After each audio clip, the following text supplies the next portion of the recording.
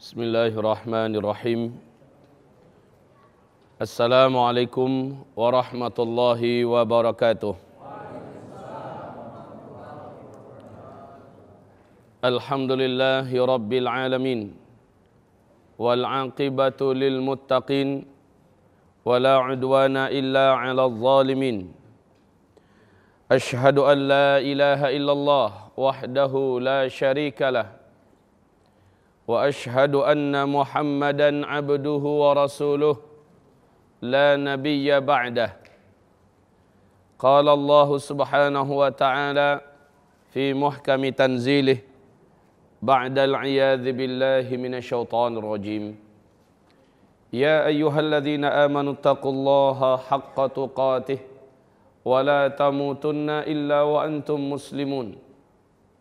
وقال يا أيها الناس اتقوا ربكم الذي خلقكم من نفس واحدة وخلق منها زوجها وبث منهما رجالا كثيرا ونساء واتقوا الله الذي تساءلون به والأرحام إن الله كان عليكم رقيبا وقال يا أيها الذين آمنوا اتقوا الله وقولوا قولا سديدا يصلح لكم أعمالكم ويغفر لكم ذنوبكم ومن يطع الله ورسوله فقد فاز فوزا عظيما اللهم ارحمنا بالقرآن وصدق الله العظيم.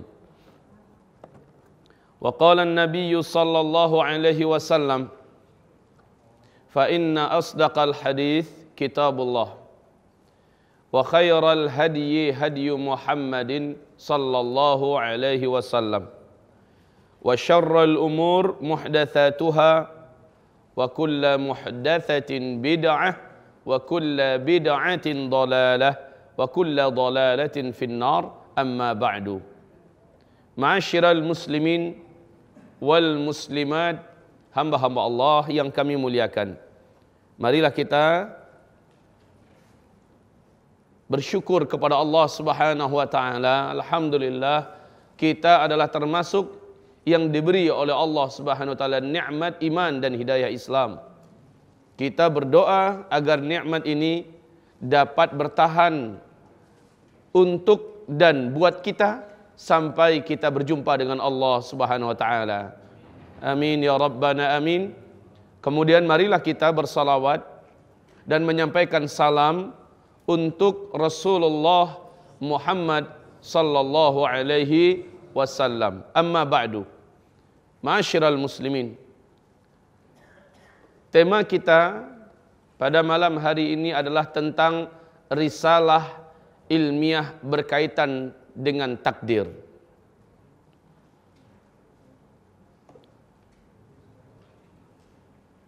Orang sering sekali menyalahkan nasibnya dengan kemasan bahasa, inilah takdir saya.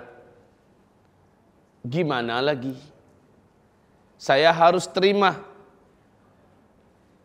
Kalau dia orang yang tipis iman, dia akan menyalahkan Allah Subhanahu wa ta'ala, dan dia akan berkata, Allah yang buat saya seperti ini. Ini adalah takdir saya. Allah telah takdirkan saya begini. Kalau Allah mau, Allah akan jadikan saya seperti ini. Tapi kenapa Allah buat saya begini? Ini takdir. Dia mencoba menyalahkan Allah Subhanahu wa ta'ala di balik keburukan yang dialaminya, di balik musibah yang didapatkannya. La haula wala quwata illa billah. Pada akhirnya dia akan menghujat Allah, menuding Allah, mengatakan Allah tidak adil, mengatakan Allah zalim, dan seterusnya, yang menyebabkan imannya, akidahnya, syahadatnya rontok karena salah dalam memahami takdir. Ma'asyiral muslimin, hamba-hamba Allah sekalian yang kami muliakan. Jangankan kelas kita yang hidup di akhir zaman ini, sedangkan para sahabat Nabi saja dulu pernah hampir salah dalam memahami takdir. Sampai-sampai kesalahan itu bisa membawa mereka kepada putus asa. Contoh, ada 3 hadis, saya bacakan 3 hadis yang menyebabkan para sahabat hampir-hampir putus asa. Tetapi alhamdulillah Rasul sang guru yang sangat santun, sangat lembut dan bijaksana mampu menuntun murid-muridnya, yakni para sahabat-sahabat ini kepada pemahaman yang sahih berkaitan dengan takdir. Contoh, satu hadis yang pertama Rasul berkata sallallahu alaihi wasallam, sebelum Allah menciptakan segala sesuatu, qabla an yakhluqallahu al-khalaiq bi 50,000 sanah. Sebelum Allah Subhanahu wa taala menciptakan seluruh makhluk, langit, bumi, manusia, apapun yang ada di antara langit dan bumi, sebelum Allah ciptakan surga dan neraka, sebelum Allah ciptakan malaikat-malaikat, jin dan sebagainya, 50.000 tahun jaraknya Allah telah menetapkan, Allah telah menuliskan dengan kun fayakunnya di Lauhul Mahfuz. Di Lauhul Mahfuz.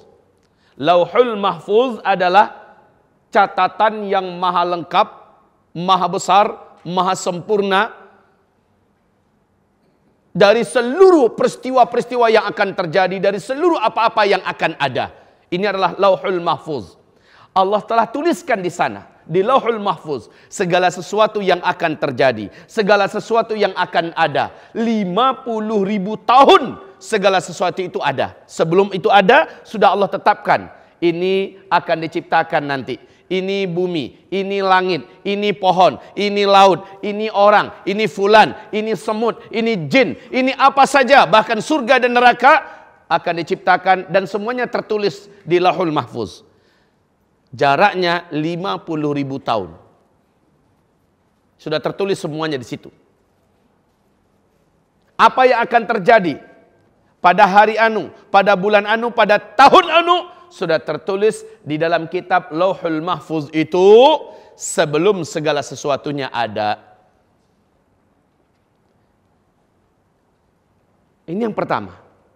Berarti apapun yang akan ada, kesimpulannya apapun yang akan ada, kan sudah mengikuti apa yang tertulis. Betul tidak? Mengikuti apa yang tertulis. Orang celaka, orang bahagia, orang baik, orang buruk dan segala macamnya, bahkan orang masuk surga, orang masuk neraka, sudah tertulis di Lauhul Mahfuz. Hadis ini ditambah dengan hadis yang kedua. Hadis di mana Rasulullah sallallahu alaihi wasallam mengatakan dalam Sahih Muslim, ada orang yang seumur hidupnya mengamalkan amalan-amalan ahli surga, sehingga jarak antara dia dengan surga hanya tinggal 1 jengkal saja lagi. Udah mau mati, dia nggak tahu ajalnya kapan dia mati, sementara dia masih saja mengamalkan amalan ahli surga. Jarak antara dia dengan surga hanya tinggal 1 jengkal saja lagi. Fasabaqa alaihil kitab, ternyata yang tetap di dalam kitab Lauhul Mahfuz, yang tertulis di Lauhul Mahfuz, dia adalah calon penghuni neraka. Sementara sepanjang umurnya mengamalkan amalan ahli surga.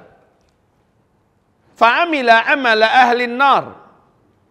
Lalu dia mengamalkan amalan ahli neraka.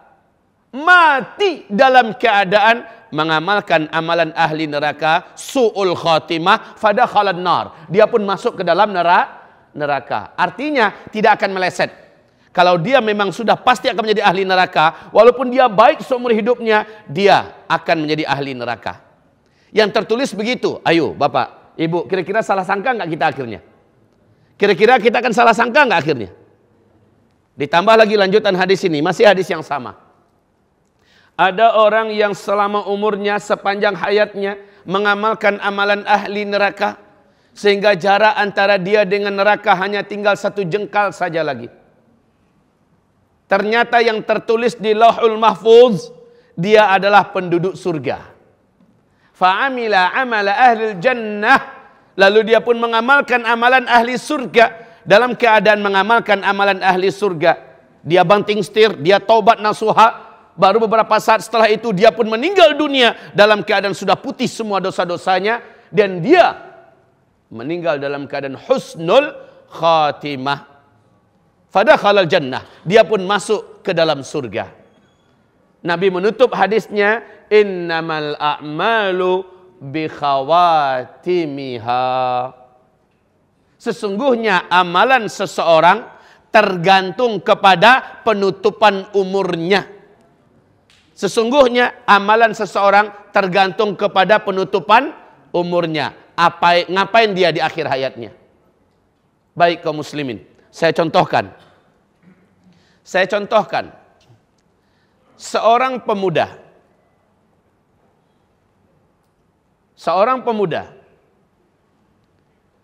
terkenal dengan jihad, hafal Al-Quran 30 juz, hafal ribuan hadis, akhlaknya bagus. Ketika terjadi penaklukan Romawi, pemuda ini bertatapan mata dengan seorang gadis Romawi yang cantik jelita. Jatuh cintalah dia kepada gadis ini. Singkatnya, dia pun melayangkan surat menyatakan hasrat minat dengan gadis itu. Apa kata sang gadis? Tidak mungkin, kita beda agama.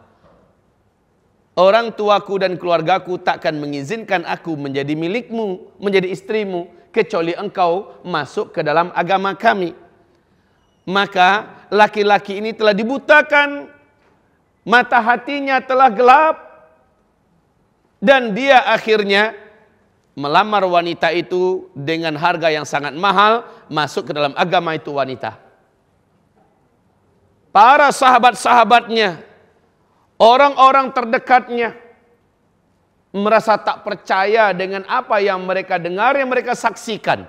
Sahabat pejuang, hafiz Quran, hafiz hadis, mujahid, jatuh dan takluk karena syahwatnya di hadapan wanita cantik jelita, tukar agama dan menikah dengan wanita itu. Tidak lama pernikahan ini, tidak lama kenikmatan hidup sesaat dinikmatinya bersama wanita itu, dia pun meninggal dunia dalam keadaan sudah beda agama.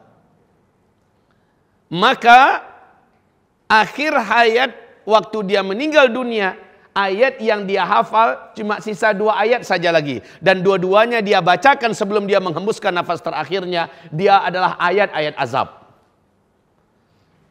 Tamparan keras dan sindiran tegas dari Allah seperti inilah yang akan dirasakannya setelah kematiannya. Akhir hayat su'ul khatimah.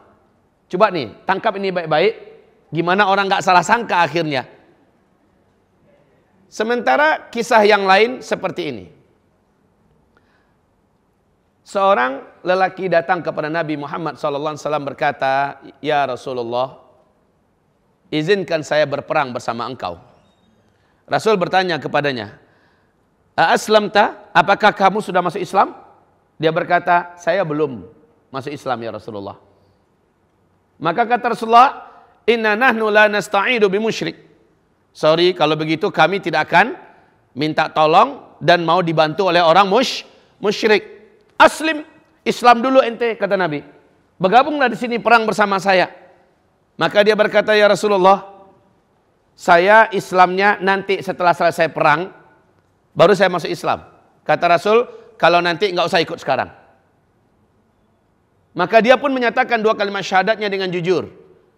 Dan dia masuk Islam. Dan dia bertempur bersama Rasulullah dan para sahabat. Meninggal dunia. Ketika para sahabat mengumpulkan jenazah, ditemukanlah lelaki yang tadinya masih kafir, masih musyrik, belum sempat sholat pak, belum sempat sholat. Belum sempat mengamalkan amalan apapun. Dan dia terbunuh di jalan Allah. Apa kata Rasulullah? "Amila qalilan wa ujira katsira." Alangkah bahagianya nih orang. Amalannya baru sedikit, sementara pahalanya sangat besar. Dia masuk surga. Subhanallah. Bandingkan nih 2 orang. Yang tadi hafiz Quran, hafiz hadis, mujahid dan sebagainya, akhir hayatnya su'ul khatimah. Yang ini kafir, seumur hidupnya musyrik.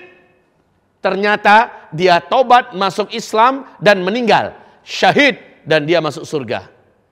Coba lihat, kira-kira kejadian-kejadian ini dengan hadis ini membuat Bapak Ibu bisa salah sangka enggak dengan takdir? Bisa salah sangka tidak?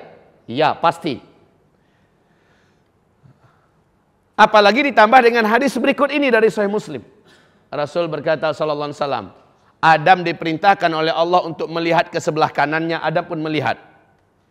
Allah perlihatkan kepada Adam jumlah manusia dari anak keturunannya di masa yang akan datang. Wajah mereka putih-putih, bersih dan bercahaya. Lalu Allah Subhanahu wa taala berkata kepada Adam, "Hai Adam, ini adalah calon anak keturunanmu sampai hari kiamat. Mereka adalah calon-calon penghuni surga." Adam gembira. Adam bahagia. Tapi ketika Allah perintahkan Adam, lihat sebelah kirimu, Adam melihat, dia terkejut. Sebab apa? Pemandangan sebelah kirinya ada jumlah manusia yang mukanya suram-suram, gelap-gelap dan penuh dengan kenestapaan, kesusahan dan penderitaan. Jumlahnya nggak ada apa-apanya sebelah kanan. Lalu Allah berfirman, "Hai Adam, ini adalah anak-anak cucumu nanti sampai hari kiamat. Mereka adalah calon-calon penghuni neraka." Coba lihat, orangnya belum ada lagi. Orangnya belum diciptakan lagi, belum hidup lagi di muka bumi. Udah jelas siapa-siapa yang akan jadi ahli surga, siapa-siapa yang akan masuk ke neraka. La haula wala quwata illa billah. Disinilah para sahabat akhirnya bertanya kepada Rasulullah, "Fa'ala ayyi syai'in kunna na'mal ya Rasulullah?" Wahai Rasulullah, jika sudah jelas siapa yang akan masuk surga, pasti akan masuk surga walaupun dia jahat seumur-umurnya. Kemudian dia mengamalkan amalan ahli surga, masuk surga. Jika sudah jelas siapa yang ahli neraka, walaupun dia mengamalkan seumur hidupnya amalan ahli surga, kalau memang dia calon ahli neraka, dia pasti masuk neraka. Fa'ala ayyi syai'in kunna na'mal. Maka untuk apa lagi kami harus beramal? Pasrah ajalah. Ikuti saja hidup ini apa adanya.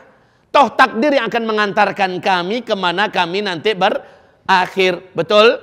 Ini pertanyaan para sahabat kepada Nabi. Saya rasa pertanyaan Bapak akan sama nanti dengan pertanyaan para sahabat ini. Betul tidak? Fa'ala ayyi syai'in kunna na'mal. Buat apa lagi kami harus bersusah payah jadi orang baik? Maka Nabiullah menjawab, jawaban inilah akidah kita. Innakum ta'maluna ala mawaqi'il qadar. Innakum ta'maluna ala mawaqi'il qadar. Sesungguhnya kamu seluruhnya hari ini beramal di atas garis-garis takdir. Garis takdir itu ada dua, Pak. Coba bacakan rukun iman yang keenam, Bu. Bacakan rukun iman yang keenam, Pak. Apa bunyinya?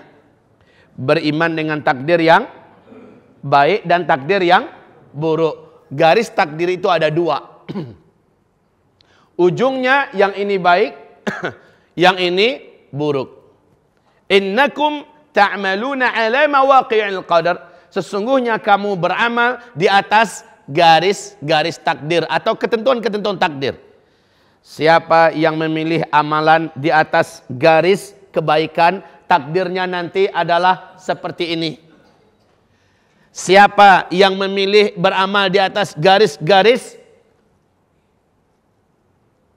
kemungkaran, maksiat, dosa, syahwat, hawa nafsu, ini yang dipilihnya, maka dia menuju kepada garis takdir yang buruk. Melakukan ini akibatnya. Melakukan yang ini kejadiannya.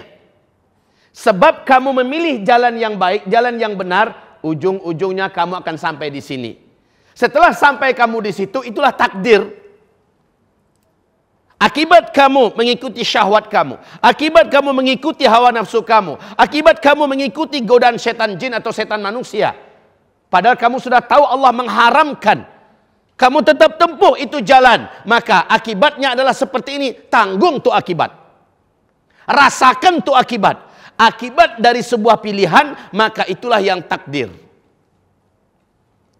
Kaum muslimin, Rasulullah SAW bersabda, tidak seorang pun di antara kamu, kata Rasul kepada para sahabatnya, tidak seorang pun di antara kamu yang hari ini hidup di dunia, melainkan namanya sudah ada di dalam surga. Masya Allah. Namamu siapa? Riza. Riza hidup sekarang ini, nama Riza sudah ada di dalam surga. Bapak namanya siapa, Pak? Hah? Sofi. Nah, Sofi Tanjung. Syafi'i. Ya, Syafi'i harusnya. Ya, baik kaum muslimin, nama beliau hari ini sudah ada dalam surga. Nama saya sudah dalam surga, nggak perlu diaminkan pun pasti. Pasti nama beliau sudah ada dalam surga. Dalam surga ya, sudah ada nama beliau. Di situ ada satu rumah, Pak.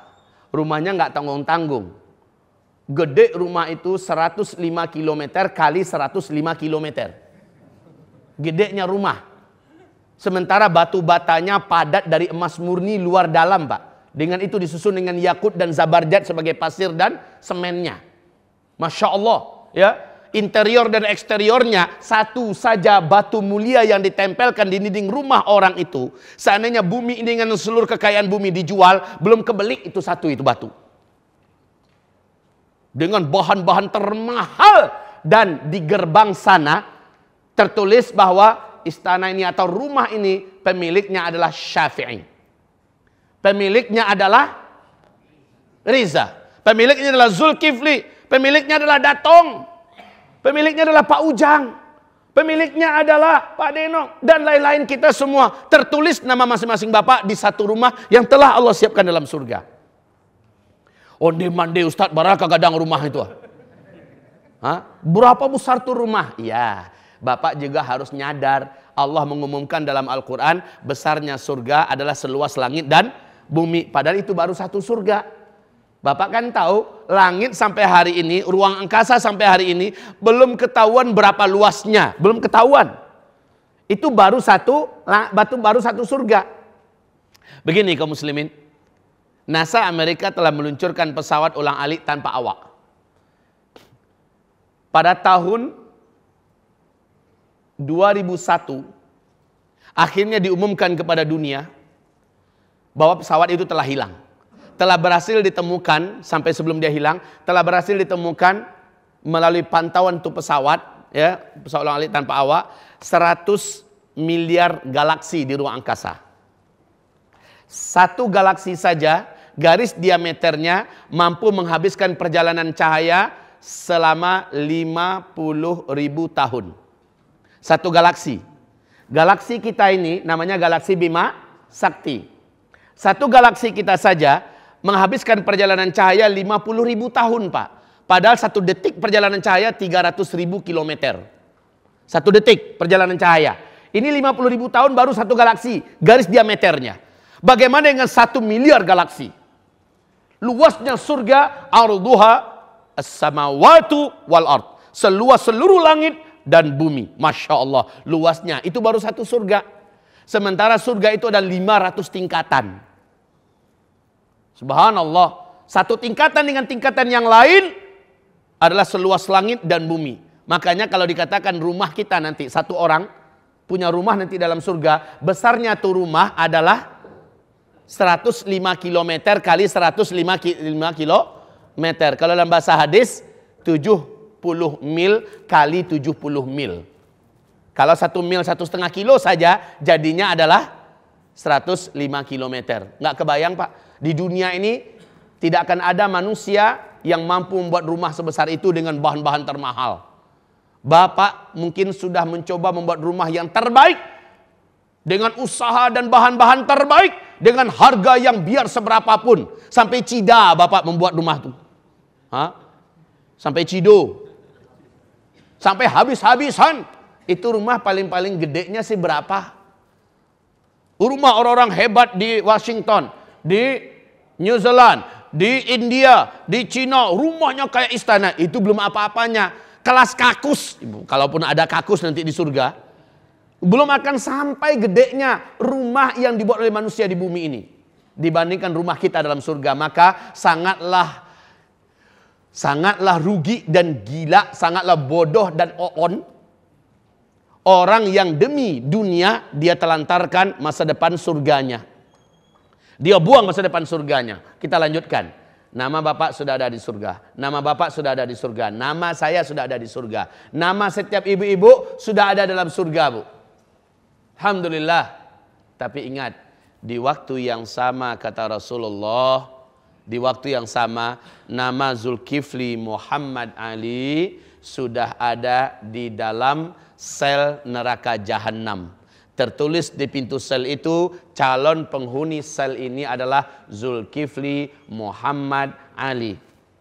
Di sel penyiksaan yang lain, di lubuk neraka Jahannam, tertulis namanya Bapak. Calon penghuni sel penyiksaan ini adalah Syafi'i. Di sel yang lain tertulis nama antum. Di sel yang lain tertulis nama ibu. Setiap kita ada namanya di dalam neraka Jahannam. Coba lihat. Di satu saat, di satu sisi, nama kita ada dalam surga masing-masingnya. Di sisi yang lain, nama kita juga sudah ada di dalam neraka. Mana di antara dua ini yang akan Bapak Ibu isi? Mana di antara dua ini yang akan kita isi? Sementara yang ada di dalam neraka itu adalah takdir. Kalau ada orang masuk neraka, udah takdirnya masuk neraka. Yang di dalam surga juga takdir. Kalau ada orang masuk surga, itu adalah takdirnya masuk surga. Masalahnya, apakah sudah tetap bahwa si fulan nanti masuk surga aja? Kata Allah. Lalu orang ini akhirnya masuk surga. Yang ini masuk neraka aja, dia hitam. Dia ini orangnya jelek, dari keluarga miskin, masuk neraka aja. Ada nggak kayak gitu? Tidak. Allah Subhanahu wa taala umumkan dalam surat Al-Balad. Fahadainahun najdain. Kami bentangkan di hadapannya dua jalan. Satu, jalan kelihatannya susah mendaki, tapi ujungnya adalah kenikmatan dan surga. Yang satu lagi, jalan kelihatannya lempeng, lurus, kayak tol, tapi menurun. Ya, orang ngegas terus tanpa ngerem, ngikutin terus hawa nafsunya. Ujung-ujungnya adalah jurang, dan itu adalah neraka. Dan Allah umumkan, falaqtahamal aqabah. Kenapa engkau tidak mau menempuh jalan yang kelihatannya berat, sulit dan mendaki, padahal ada bahagia dan surga yang menanti di sana? Jadi Allah menganjurkan, pilih dong jalan yang kelihatannya berat. Inilah Islam. Inilah mengamalkan ayat, mengamalkan hadis, mengikuti sunnah. Inilah dia jalannya. Kamu akan sampai ke surga. Sementara orang-orang yang فَأَمَّا مَنْ طَغَى وَآثَرَ الْحَيَاةَ الدُّنْيَا فَإِنَّ الْجَحِيمَ هِيَ الْمَأْوَى. Adapun orang-orang yang melampaui batas, dia mengikuti hawa nafsunya dalam hidupnya, nggak mau diatur oleh agama Allah Islam ini, maka orang-orang itulah yang akan menjadi penghuni neraka. Lihat kaum muslimin, dua jalan, dia yang milih. Milih jalan yang mana? Akhir dari pilihannya itulah takdirnya. Paham? Akhir dari pilihannya itulah takdirnya. Kesimpulannya, takdir itu adalah hasil atau akibat dari sebuah pilihan. Saya ulangi, takdir itu adalah akibat dari sebuah sebab. Sebab saya memilih ini, akibatnya adalah ini. Nah, akibat yang adalah itu disebut dengan takdir. Paham? Disebut dengan takdir. Coba lihat, di zaman Umar bin Khattab terjadi gempa. Terjadi gempa, enggak pernah-pernahnya di Madinah terjadi gempa. Lalu apa kata Umar bin Khattab? Demi Allah, saya akan lebih ketatkan lagi menjalankan hukum-hukum Allah, sehingga tidak ada maksiat yang dilakukan kepada Allah secara terbuka dan terang-terangan. Bila ke depan masih terjadi gempa di Madinah ini, maka saya Umar bin Khattab selaku Amirul Mukminin mengumumkan mundur dari jabatan saya, menandakan beliau gagal meredam maksiat. Apa yang dihubungkan oleh para sahabat? Terjadinya bencana alam adalah akibat dari dosa. Adalah akibat dari dosa. Benar firman Allah.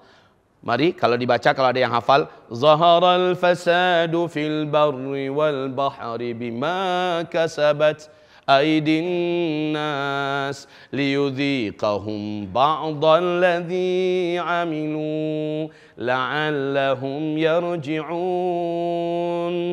Telah terjadi kerusakan dan bencana di daratan dan di lautan. Bima kasabat aydin nas. Itu semua terjadi akibat dari perbuatan manusia. Liyudhiqahum ba'dalladhi amilu la'allahum yarji'un. Agar mereka dapat merasakan sebahagian dari akibat apa yang mereka buat. Semoga yang masih hidup segera kembali taubat. Musibah yang terjadi manusia yang menyebabkan. Coba lihat dalam hadis riwayat Imam Ahmad, Al-Hakim, Abu Daud. Rasulullah SAW bersabda, apabila zina telah menyebar luas, terbuka secara terang-terangan, maka Allah akan datangkan penyakit yang belum pernah Allah datangkan dari sebelumnya. Allah akan datangkan musibah yang belum pernah Allah datangkan dari sebelumnya. Coba lihat, karena zina dilakukan terang-terangan, akibatnya adalah ini. Kalau kita merasakan akibat itu, ini adalah takdir. Inilah takdir karena masyarakat kami melakukan ini. Terjadi bencana tsunami, ini adalah takdir. Tsunami itu takdir. Tsunami itu adalah takdir. Tapi karena masyarakat melakukan perbuatan ini, terjadi bencana. Karena kamu makan riba, akibatnya adalah hidup kamu jadi seperti ini. Kan Allah umumkan dalam Al-Quran. Surat Al-Baqarah ayat 275. Yang makan riba, hidupnya akan begini. Nanti di alam kubur dia begini. Di akhirat dia akan begini. Di padang mahsyar, nanti di neraka dia begini. Allah umumkan akibat. Apabila dia merasakan akibat itu, maka itulah takdirnya. Inilah takdir yang harus saya jalani. Akibat dari dulu saya melakukan ini.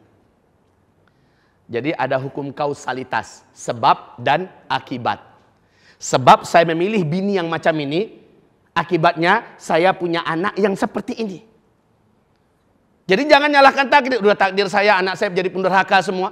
Ini udah nasib saya, udah takdir saya. Karena ente milih ibu yang salah. Ente hanya mengandalkan ibu itu karena dia cantik, karena dia bahenol, karena dia kaya, berpendidikan tinggi.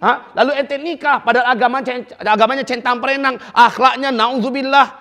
Ente cuma mengandalkan nafsu, padahal agama mengajarkan pilihlah wanita karena agama. Nanti kamu beruntung punya anak, pelayanan hidup kamu darinya sangat indah, kamu akan berasa menjadi laki-laki sejati di hadapan wanita yang seperti itu. Karena ente milih yang begini, akibatnya begini, maka akibat itu disebut dengan takdir. Paham? Jangan nyalahkan takdir. Ini udah ketetapan dari Allah. Ketetapan dari Allah apaan? Kaum muslimin, mari saya pertegas. Bahwa takdir itu adalah pilihan kita. Akibat dari sebuah sebab. Sebab kita memilih ini, akibatnya adalah ini. Ma salakakum fi saqar. Tolong artikan.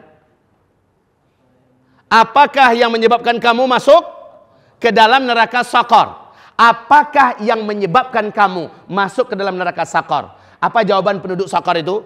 Qalu lam naku minal musallin. Mereka menjawab, dulu kami tidak mau sholat. Karena ente nggak mau sholat, takdir ente masuk neraka sakar. Sebab ente nggak mau sholat, maka takdir ente masuk neraka sakar. Jadi ada sebab, ada akibat. Allah sudah larang ini. Kamu jangan buat ya, kamu jangan buat ya, kamu jangan buat ya. Kalau dibuat, maka Allah sudah menyebutkan yang terjadi adalah ini. Itu disebut dengan takdir. Dan takdir itu bisa dipilih nggak kalau begitu? Bisa dipilih nggak? Saya pertegas kembali. Takdir adalah pilihan. Takdir adalah hasil akhir dari sebuah pilihan.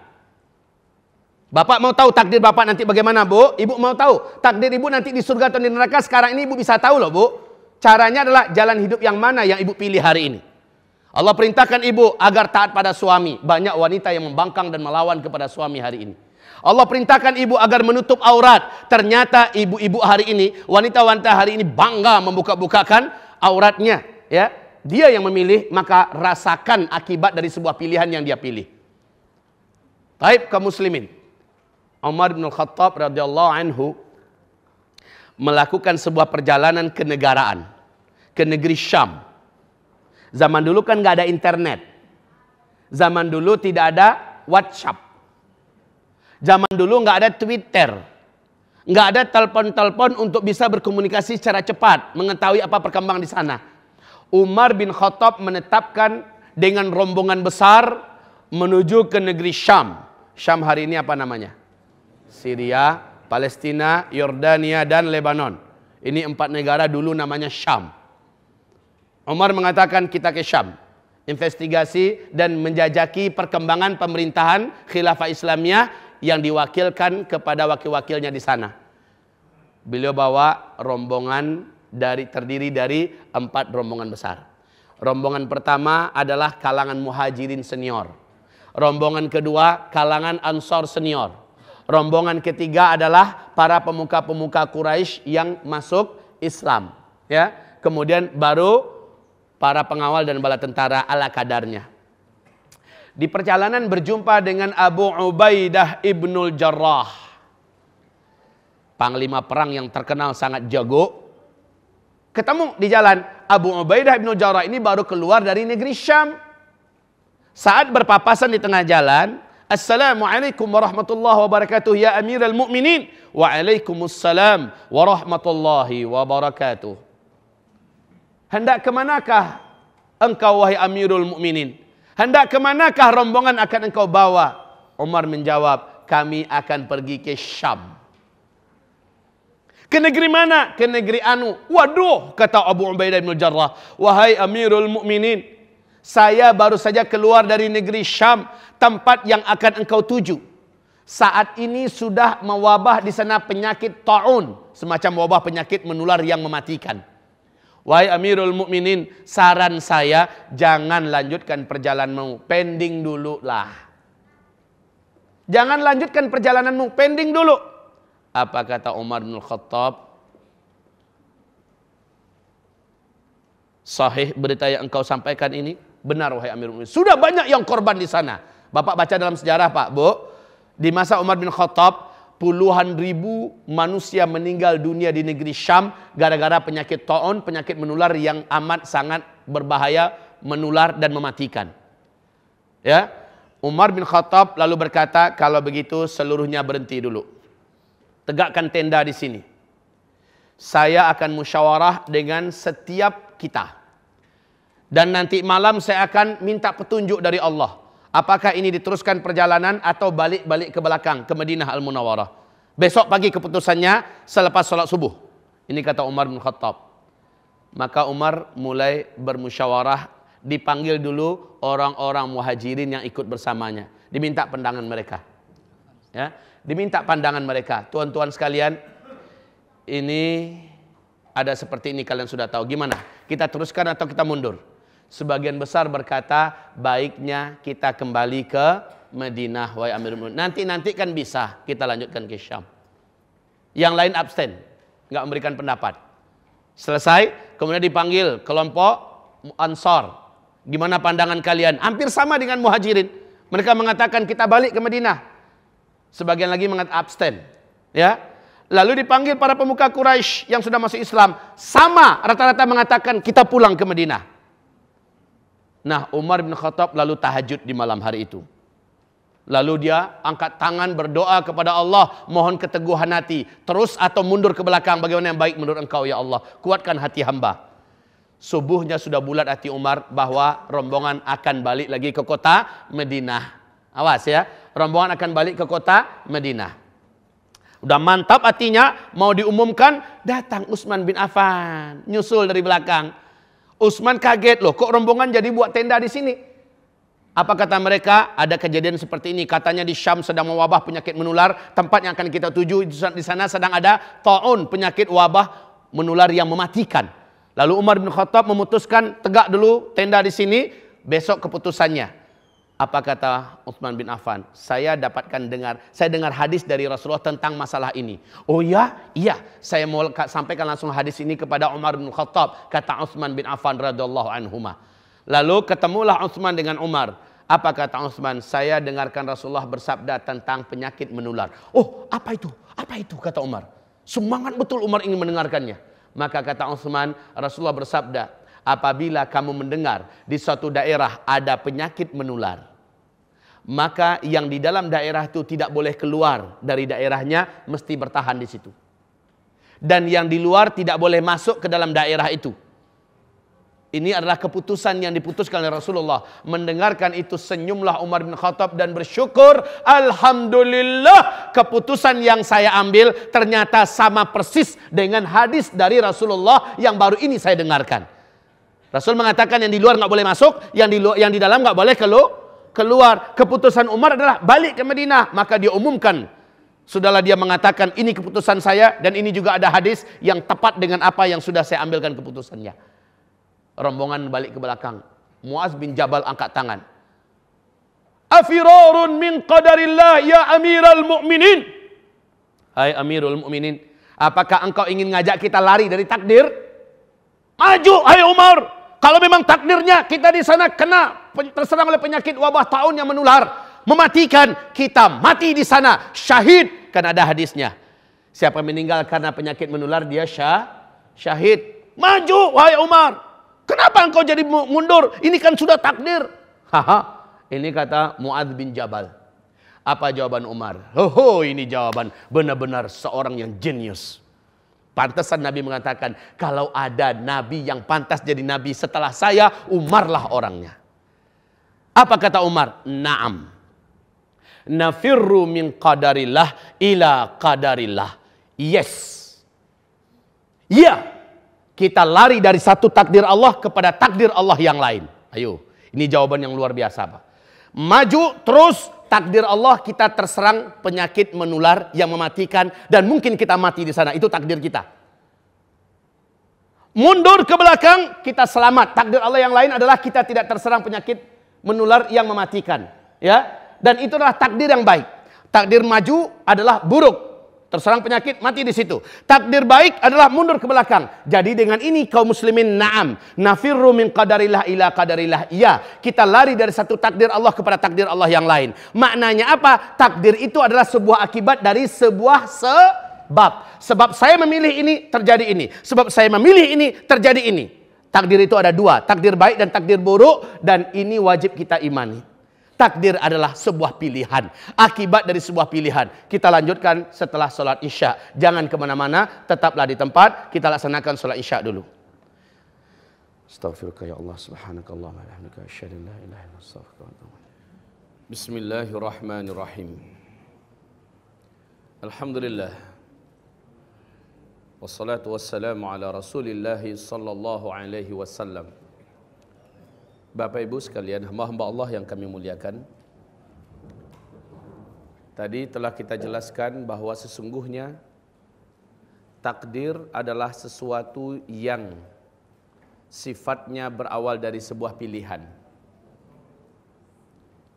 Hari ini apa yang kita rasakan, apa yang kita dapatkan hari ini adalah akibat daripada masa lalu.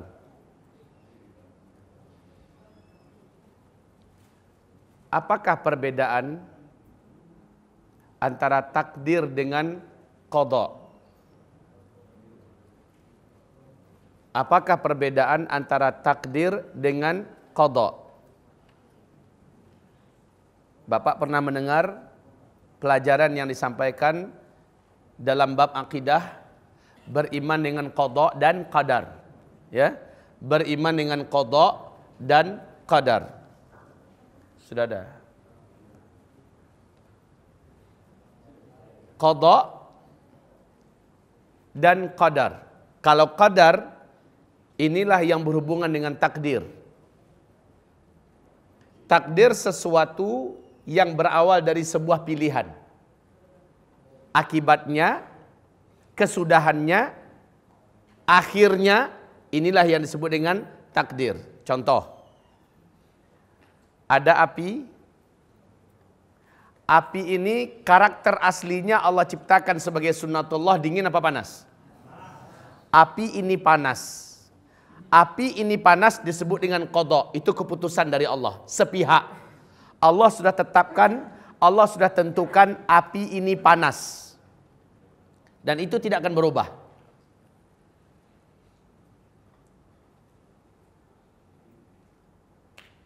Allah Subhanahu wa taala tidak memasukkan sedikit pun kepada qadanya ini apapun yang berhubung dengan kita. Baik, maksudnya bukan kehendak saya api ini panas, bukan kehendak saya api ini dingin. Dia kehendak sepihak dari Allah Subhanahu wa taala.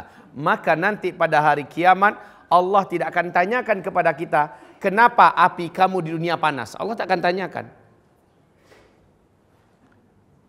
Kaum muslimin yang kami muliakan, bapak terlahir ke muka bumi, jenis kelaminnya apa? Laki-laki. Itu namanya qada. Keputusan sepihak dari Allah Subhanahu wa taala. Maka bapak lahir ke muka bumi sebagai laki-laki adalah qada, keputusan dari Allah. Allah tak akan tanya nanti pada hari kiamat, hai fulan, kenapa kamu dulu di dunia laki-laki? Karena itu qada, keputusan sepihak dari Allah, wajib kita terima. Wajib kita terima karena itu keputusan sepihak dari Allah. Dan itu tidak akan merugikan kita. Allah telah mengqadakkan, menetapkan bahwa negeri Arab, negerinya tandus, panas. Itu qada Allah. Tidak ada campur tangan urusan manusia di situ. Allah tak akan tanya nanti kenapa Arab panas. Allah tak akan tanya. Dan kita terlahir di Indonesia, kita terlahir di Arab. Terlahirnya kita di negeri mana itu qada Allah itu. Kita terlahir dari keluarga miskin, kita terlahir dari keluarga yang jahil, kita terlahir dari keluarga yang kafir. Itu qada Allah. Allah tidak akan tanya nanti pada hari kiamat, kenapa orang tuamu ketika kamu lahir kafir? Allah tak akan tanya, itu sudah qada dari Allah. Maka yang sifatnya qada, Allah tak akan hisab nanti kita pada hari kiamat. Kenapa ibu kamu perempuan? Itu qada Allah. Allah tak akan tanya. Tapi yang sifatnya qadar, Allah tanya. Kenapa kamu tidak sholat? Maunya kita sholat atau tidak sholat itu pilihan kita enggak? Pilihan kita. Maka Allah tanya nanti kenapa kamu tidak sholat. Kita cari duit nih. Cari duit. Lalu membelanjakan duit yang sudah kita dapatkan. Ada unsur pilihan kita enggak di situ? Bagaimana cara kita mendapatkan duit? Kemana kita pergikan? Untuk apa kita pergikan duit itu? Ada unsur pilihan enggak di dalamnya? Maka Allah tanya nanti pada hari kiamat. Wa an malihi, tentang hartanya. Min ainak tasabahu wa fima anfaqah. Dari mana cara dia mendapatkan? Bagaimana cara dia mendapatkan? Dan kemana dia belanjakan hartanya. Bagaimana cara mendapatkan? Ada unsur pilihan kita di dalamnya. Dari cara yang haram, dari cara yang halal, dari cara menipu, dari cara merampok, dari cara nyogok, dari cara apa? Allah akan tanya kita nanti pada hari kiamat. Lalu kemana kita pergikan? Juga Allah tanya. Wa fima anfaqah. Kemana dia pergikan? Ini adalah sesuatu yang ada masuk ruang pilihan kita di dalam. Kita yang memilih. Maka Allah tanya nanti pada hari kiamat. Nah, kaum muslimin yang kami muliakan, antara qada dan qadar. Qada. Lihat. Qada tulisannya seperti ini, qadaun. Sementara qadar seperti ini. Qadrun atau qadarun. Ini ada unsur pilihan yang kita memang diberi oleh Allah hak untuk memilih. Sementara ini baku dari Allah, sepihak, keputusan sepihak. Di bidang ini Allah tak akan tanya kita, tidak akan ditanya. Tapi kalau qadar Allah tanya kepada kita, kenapa kamu dulu di dunia musyrik? Allah tanyakan kita. Kamu kan tahu pergi ke dukun, mempelajari ilmu sihir, kamu kan tahu pakai jimat, kamu kan tahu pergi sesajenan dan segala macamnya, itu aku haramkan. Kenapa tetap kamu lakukan? Allah tanya itu. Karena sifatnya ada pilihan kita. Kita bisa memilih. Yang kita tidak bisa memilih, Allah tak akan tanya. Umpamanya Pak, Bapak udah hati-hati melintas jalan. Udah hati-hati. Udah lampu merah, di mana memang mobil, motor nggak boleh lagi jalan. Udah lampu hijau untuk pejalan kaki. Udah lihat kiri kanan, Bapak juga bareng dengan orang lain berjalan menyeberang. Tiba-tiba ada motor super ngebut dari kejauhan dengan kecepatan 180 km per jam. Yang kena tepat Bapak. Cuma Bapak sendiri yang kena patah-patah dan mati di tempat. Allah tanya nggak Bapak di hari kiamat, kenapa kamu matinya ditabrak motor? Tidak Allah tanya, kenapa? Tidak ada unsur pilihan kita di dalam hal itu. Emang mau milih bahwa saya mau matinya ditabrak motor? Enggak. Beda dengan orang yang meletakkan lehernya di atas rel kereta api 100 meter kereta mau jalan. Beda, itu namanya bunuh diri. Allah tanya nanti, kenapa kamu mengakhiri hidup kamu dengan cara bunuh diri? Karena ada pilihan dia. Dia gantungkan tali, dia buat simpul, lalu dimasukkannya ke dalam lehernya dan dia tendang. Dia tendang kursinya, mampus bunuh diri. Dia akan dihisap pada hari kiamat. Kenapa kamu akhiri hidup kamu dengan cara seperti itu? Dan dia dimasukkan ke neraka, kekal di dalam neraka. Qadha, keputusan sepihak. Yang ditabrak motor tanpa keinginan dia. Dia udah hati-hati, dia udah ikuti jalur, tanpa keinginannya dia meninggal. Maka Allah tak akan hisap dia nanti dalam keadaan itu. Itu namanya qadha. Tapi qadar, yaitu takdir yang sudah didapatkannya, adalah akibat dari sebuah pilihan. Nah, pilihannya itu yang ditanya oleh Allah. Why? Kenapa? Ditanya oleh Allah Subhanahu wa taala. Kaum muslimin yang kami muliakan, ini saya, ini Bapak, ini Ibu. Disebutkan saat ada persimpangan jalan, kita harus memilih di antara persimpangan itu.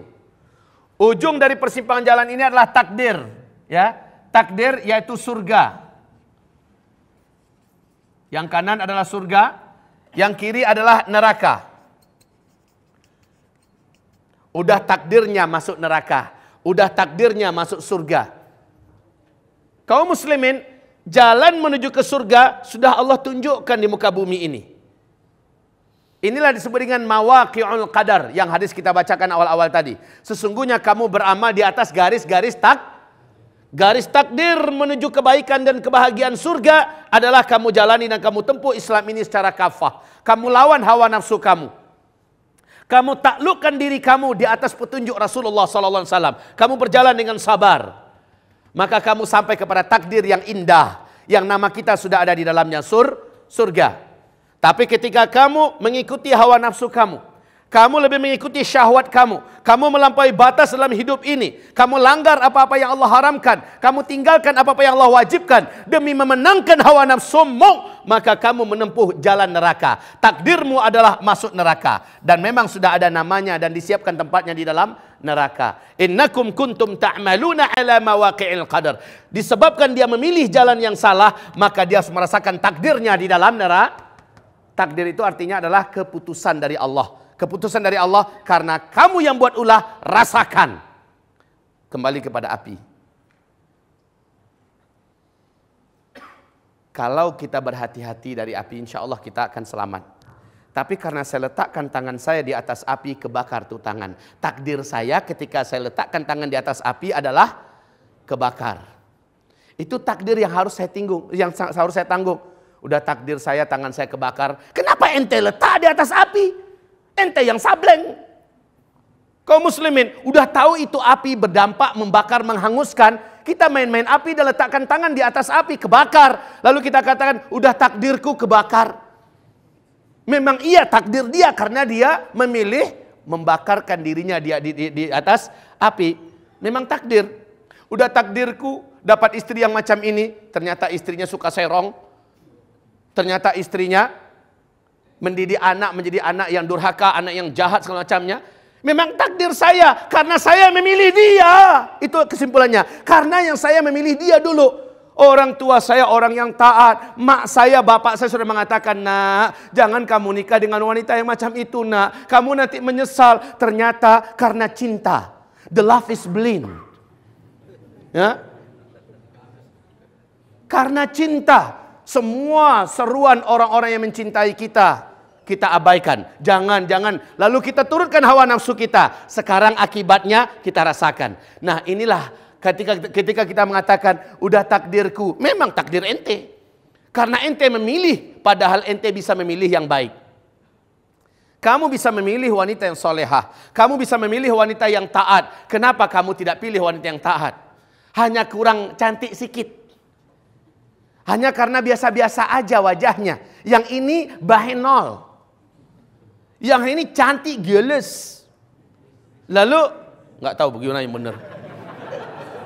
Yang penting, Nabi mengatakan, siapa yang menikahi wanita karena kecantikannya, siap-siap menyesal. Siapa yang menikahi wanita karena hartanya, siap-siap menyesal. Siapa yang menikahi wanita karena keturunannya, siap-siap menyesal. Tapi siapa yang menikahi wanita karena agamanya, maka taribat yadah. Akan berdebulah tangannya. Kalau tangan berdebu, nggak licin, megang apapun, bisa kuat. Tapi kalau seandainya nggak berdebu, tangannya mengeluarkan cairan, basah, megang apa licin, jatuh terus. Ibaratnya begitu. Taribat yadah. Baik kaum muslimin yang kami muliakan. Takdir bisa dirubah nggak?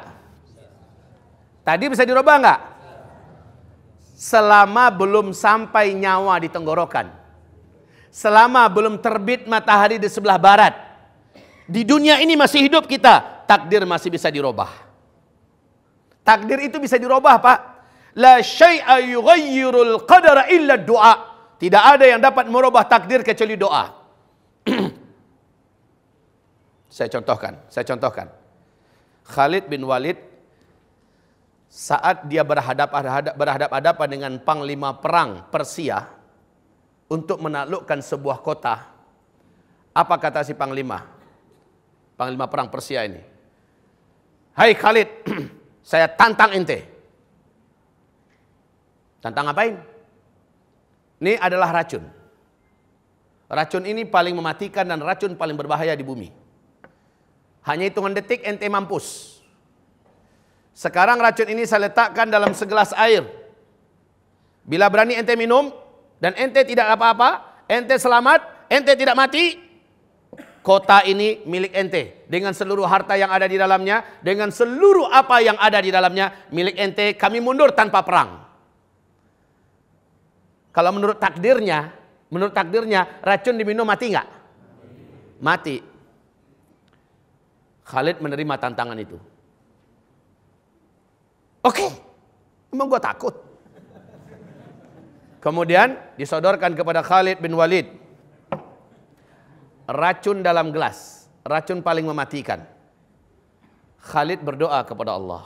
Ingat ini, takdir yang seharusnya kalau dia minum, takdirnya dia keok, koid, mampus, mati. Ternyata telah dirubah oleh Allah takdir itu dengan doa. Lihat ini Pak. Maka jangan katakan doa itu tidak bermanfaat. Jangan katakan doa itu bukanlah hal yang dahsyat. Lihat apa yang Khalid lakukan ketika dia angkat racun itu. Dia membaca Bismillah alladzi la yadurru ma'asmih syai'un fil ard wala fis sama wa huwas sami'ul alim.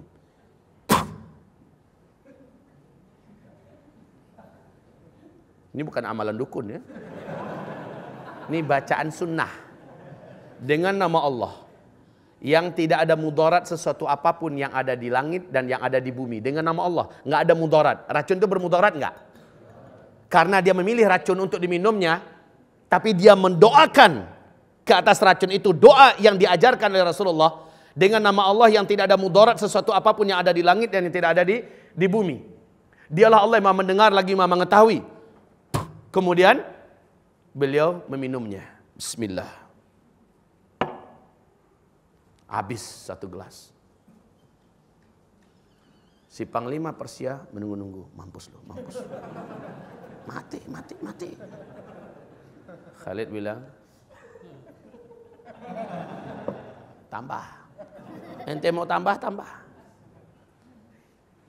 Secara sunnatullah, sebab dia minum racun, akibatnya ini nggak terjadi, takdir nggak berlaku. Ini yang dimaksud dalam hadis Nabi, tidak ada yang dapat merubah takdir kecuali doa. Dan Khalid telah mendoakan ke sana. Kaum muslimin yang kami muliakan, masih ingat kisah Ghulam yang akan dibunuh oleh raja? Ghulam, bagaimanapun cara raja ingin membunuhnya, malah yang membunuhnya yang dimampuskan oleh Allah Subhanahu wa taala. Ternyata kaum muslimin, dia sudah diikat dengan rantai besi yang berat, dibawa oleh hulu-hulu balang menuju ke tengah laut untuk diceburkan.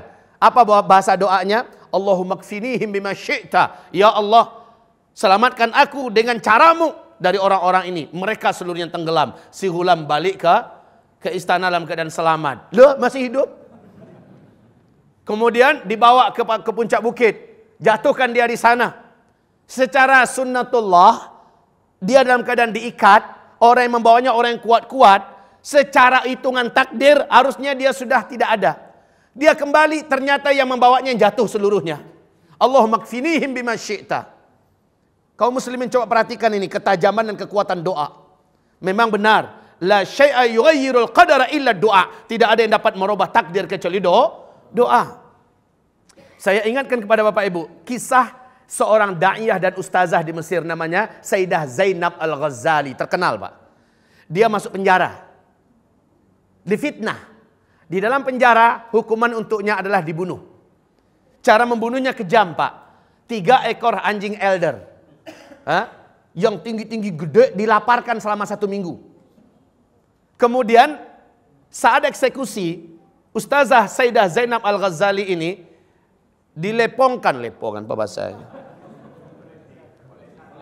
Dipolesi dia dengan bau-bauan yang sangat merangsang selera anjing untuk melahapnya. Maklum orang Padang, sesekali keluar aslinya. Kalau mau tahu dipolesi itu bahasa Padangnya dilepongkan. Dipolesi tubuhnya. Biar anjing-anjing yang 3 ekor ini, Pak, kalau berdiri itu anjing, berdiri kita tinggian itu anjing. Ustazah Sayyidah Zainab Al-Ghazali dalam kerangkeng diikat, tergeletak di lantai. 3 ekor anjing ini dilepaskan masuk ke dalam. Pintu dikunci dari luar, pintu besi. Menurut hitung-hitungan para ofisir penjara, setengah jam udah habis. Ternyata subhanallah apa yang terjadi, Pak? Ini mengguncang dan ini membuat banyak perubahan. Ini menjadikan banyak orang yang taubat. Subhanallah. Setengah jam kemudian, yang jelas nggak terdengar suara. Biasanya kalau anjing lapar berebutan makan kan kedengaran kan? Ini enggak. Pas dibuka kembali pintu penjaranya, kelihatan Ustazah Da'iyah Sayyidah Zainab Al-Ghazali ini tetap duduk dengan baiknya. Seperti biasa, 3 ekor anjing ini, 1 di kanan, 1 di kiri, 1 di depan, sambil goyang-goyangkan ekornya. Kayak jaga tuannya. Secara hitung-hitungan sebab akibat, harusnya ini udah nggak ada. Coba lihat. Bagaimana doa mampu merubah. Nabi Yunus dalam perut ikan. Allah mengatakan, laula an kana minal musabbihin lalabitha fi batnihi ila yaumi yub'atsun.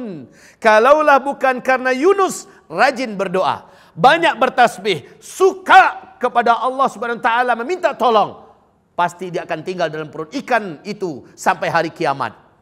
Coba, dalam hitungan takdir, orang kalau udah masuk perut ikan, Pak. Di dalam itu ada oksigen nggak? Nggak ada. Berapa lama di dalam perut ikan? Berbeda para ahli tafsir. Ada yang mengatakan 1 minggu, ada yang mengatakan 20 hari, ada yang mengatakan 40 hari. Udahlah, kalau kita ngitung 1-2 jam aja udah nggak ada itu udah. Karena nggak ada oksigen, nggak ada yang bisa dimakan. Cairan yang menyelimuti Nabi Yunus dalam perut ikan, cairan beracun yang bisa mematikan siapapun makhluk hidup. Ternyata dia tetap hidup. Secara hitungan takdir harusnya dia sudah tidak ada. Tetapi doa Nabi Yunus menyelamatkan dia. Ini disebut dengan tidak ada yang mampu merubah takdir kecuali doa. Anak saya udah terlanjur, Pak Ustadz. Udah terlanjur apaan? Dia udah terlanjur pindah agama. Dia kawin dengan lelaki pilihannya. Sekarang dia sudah masuk ke agama lain. Ini takdir ente. Karena ente dulu mendidiknya tidak di atas pendidikan agama yang kuat. Ente masukkan dia di sekolah Xaverius. Memang ada sekolah Xaverius, ya, sekolah SD yang untuk sekolah Kristen. Lalu karena sekolah itu bergengsi, ente sambungkan dia ke sekolah Kristianus. 3 SMP karena bergengsi, apalagi ada beasiswanya. Lalu ente lanjutkan ke sekolah Octavianus, ke sekolah-sekolah yang menurut ente hebat. Bagi ente prestasi itulah dunianya maju. Nah sekarang anak ente udah besar, dia tidak menghormati ente, dia tidak menganggap ente seujung kuku pun, dan dia tidak ngerti Allah dan tidak ngerti Rasul dan tidak cinta Islam, dan dia pindah agama. Ini memang takdir ente punya anak macam itu. Dan takdir berikutnya ente di hari kiamat dihisap oleh Allah Subhanahu wa taala. Lalu gimana Pak Ustadz? Banyak orang tua macam itu Pak. Lalu gimana sekarang saya ngaku nyesal? Alhamdulillah ente masih hidup. Anak ente masih hidup, masih bisa dirubah. Caranya Pak Ustadz, sekarang ente doa pada Allah. Ente doa pada Allah. Doa.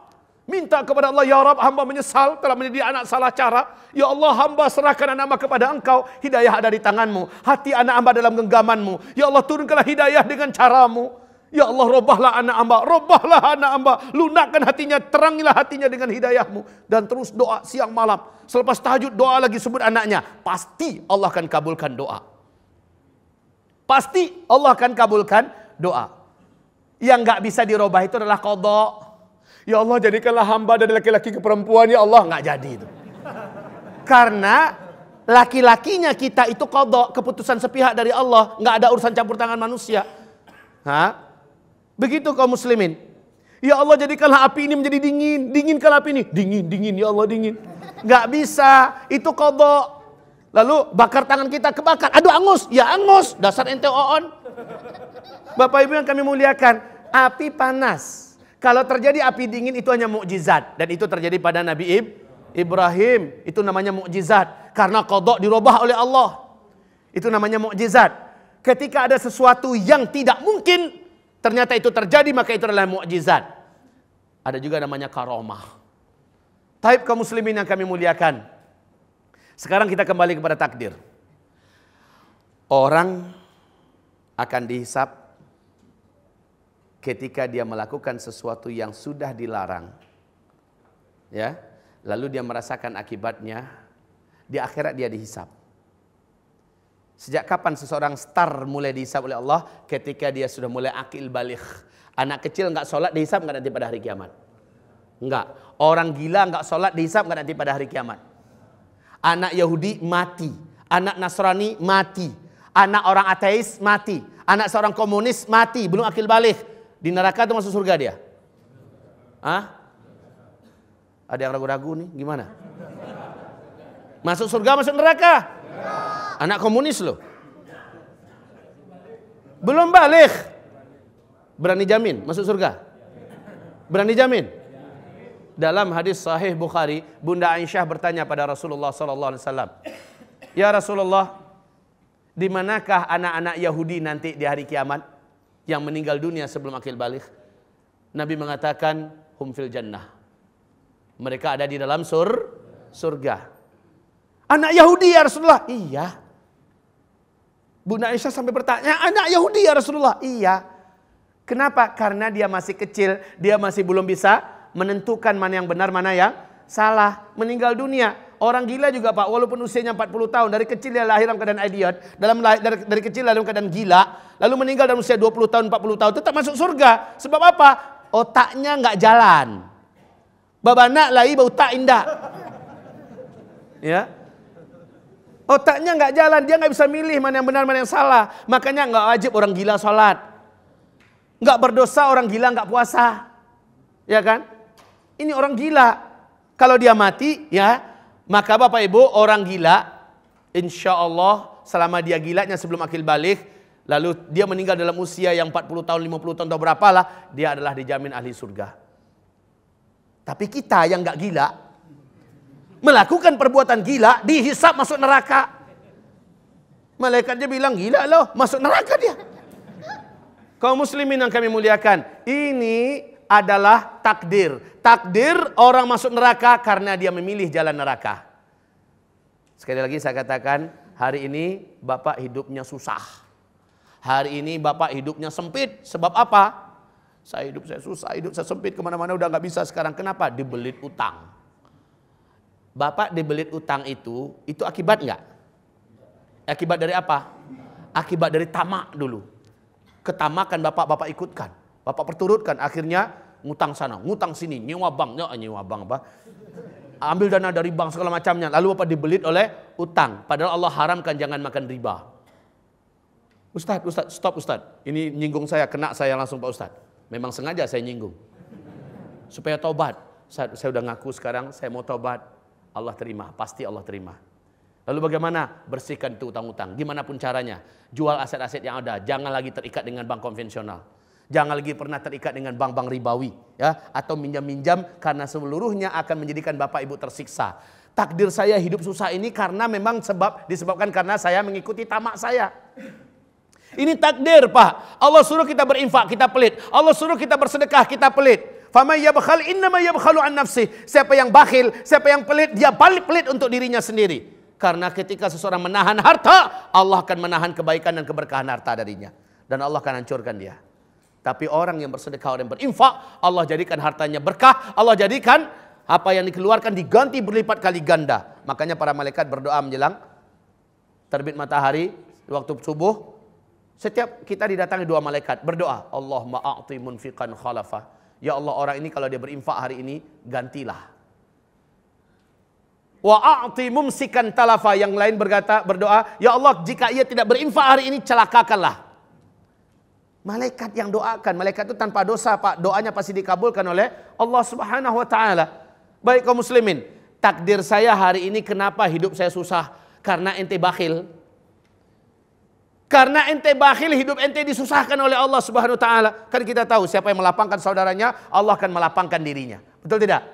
Siapa yang menolong saudaranya, Allah tolong hidupnya. Ini sunnatullah, Pak. Aneh ya, si fulan itu dia sudah pemurah tapi nggak bangkrut. Memang betul kata Rasulullah, mana qasamalun min sadaqah bal yazdad. Tidak pernah berkurang harta kalau disedekahkan, tapi justru tambah bertambah, nggak pernah berkurang. Nah, orang-orang bakhil, karena dia bakhil, dia pikir dengan cara bakhil itu dia akan bertambah hartanya. Enggak, Allah hancurkan hartanya. Allah binasakan dia dan hartanya. Allah cabut keberkahan dari hartanya. Kalau udah begitu, Pak, pitih tonggok lai tapi berkah hendak, penyakit banyak. Makanan banyak tak serak. Ya? Oke, maaf saya lupa, saya pikir saya di Padang. Makanan banyak di meja. Tapi dia yang hanya boleh dimakan yang putih-putih aja, yang lain orang menikmati. Ini namanya dicabut keberkahan harta. Nggak boleh makan ini, nggak boleh minum ini. Udah banyak nggak bolehnya. Pitih sekambui, bahasa Minang lagi. Uangnya banyak, tapi nggak boleh. Nggak boleh ini, nggak boleh itu, nggak boleh itu. Penyakit ini, nggak pantangan ini, pantangan itu. Ini orang tersiksa nggak sebenarnya? Buat apa duit banyak? Gara-gara apa itu? Bakhil. Gara-gara dia bakhil, Allah cabut keberkahan harta untuknya. Maka dia tidak berhak menikmati harta itu. Baik, kaum muslimin, takdir. Apapun yang kita katakan, inikah takdir saya? Sehingga yang memimpin Jakarta sekarang adalah Ahok. Inikah takdir Jakarta? Iya, ini memang takdir Jakarta. Sebab apa? Ikhtiar umat. Umat sendiri yang punya ulah, punya kerja, hanya karena disogok 100 ribu, 50 ribu, pilih orang kafir. Lalu kita dipimpin oleh orang kafir. Rasakan sendiri sekarang. Takdir yang kita rasakan hari ini adalah akibat dari pilihan kita. Takdir ke depan, pilihan kita hari ini. Begitu, Pak. Kalau Bapak serius mendidik anak di pesantren, di tahfiz Quran, takdir Bapak masa depan, Bapak akan dapatkan anak yang santun pada kedua orang tua. Anak yang memuliakan orang tua, anak membanggakan orang tua, dan anak yang akan menyelamatkan pada hari kiamat. Anak yang akan menjadi tabungan anak yang sebenar-benar anak. Kalau Bapak dari hari ini, Bapak menempuh jalan itu, insya Allah hari kiamat Bapak akan menikmati anak yang akan menyelamatkan Bapak. Tapi kebalikannya, karena Bapak hari ini mendidik anak tidak di atas pesantren, tidak di atas tahfiz Quran, tidak di atas ilmu keulamaan, tidak di atas adab dan akhlak yang agung dan mulia, tidak di atas tauhid dan akidah, anak Bapak masa yang akan datang akan menjadi takdir buruk buat Bapak.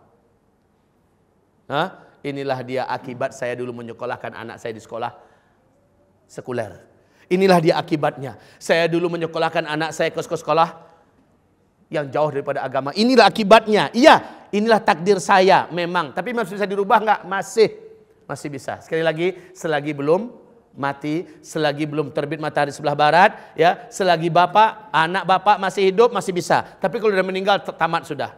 Ada ibu-ibu yang bertanya pada saya, Pak Ustadz, ada orang yang bunuh diri dan orang itu adalah anak kandung saya, katanya. Bunuh diri anaknya. Bisa nggak saya mendoakannya dan berpengaruh nggak doa saya ini untuk anak saya? Ini kata si ibu. Saya katakan kalau udah mati dia, Bu, ibu doakan dia sekarang. Nggak ada, Bu. Doa ibu tetap berpahala, tapi minta maaf, itu hanya jadi ibadah pribadi buat ibu. Doa itu sampai enggak? Enggak, Allah udah jamin. Siapa yang mengakhiri hidupnya dengan cara bunuh diri, Allah akan siksa dia kekal dan dia akan mengazab dirinya sendiri dalam neraka selama-lamanya. Dengan cara apa dia dulu menghabisi hidupnya. Jadi didoakan pun atau tidak didoakan percuma saja, tapi doa itu tetap bermanfaat dan bermanfaat untuk si pendoa, karena dengan berdoa dia sudah beribadah kepada Allah Subhanahu wa taala. Begitu, Pak. Nah, kaum muslimin yang kami muliakan, inilah dia tentang qada dan qadar.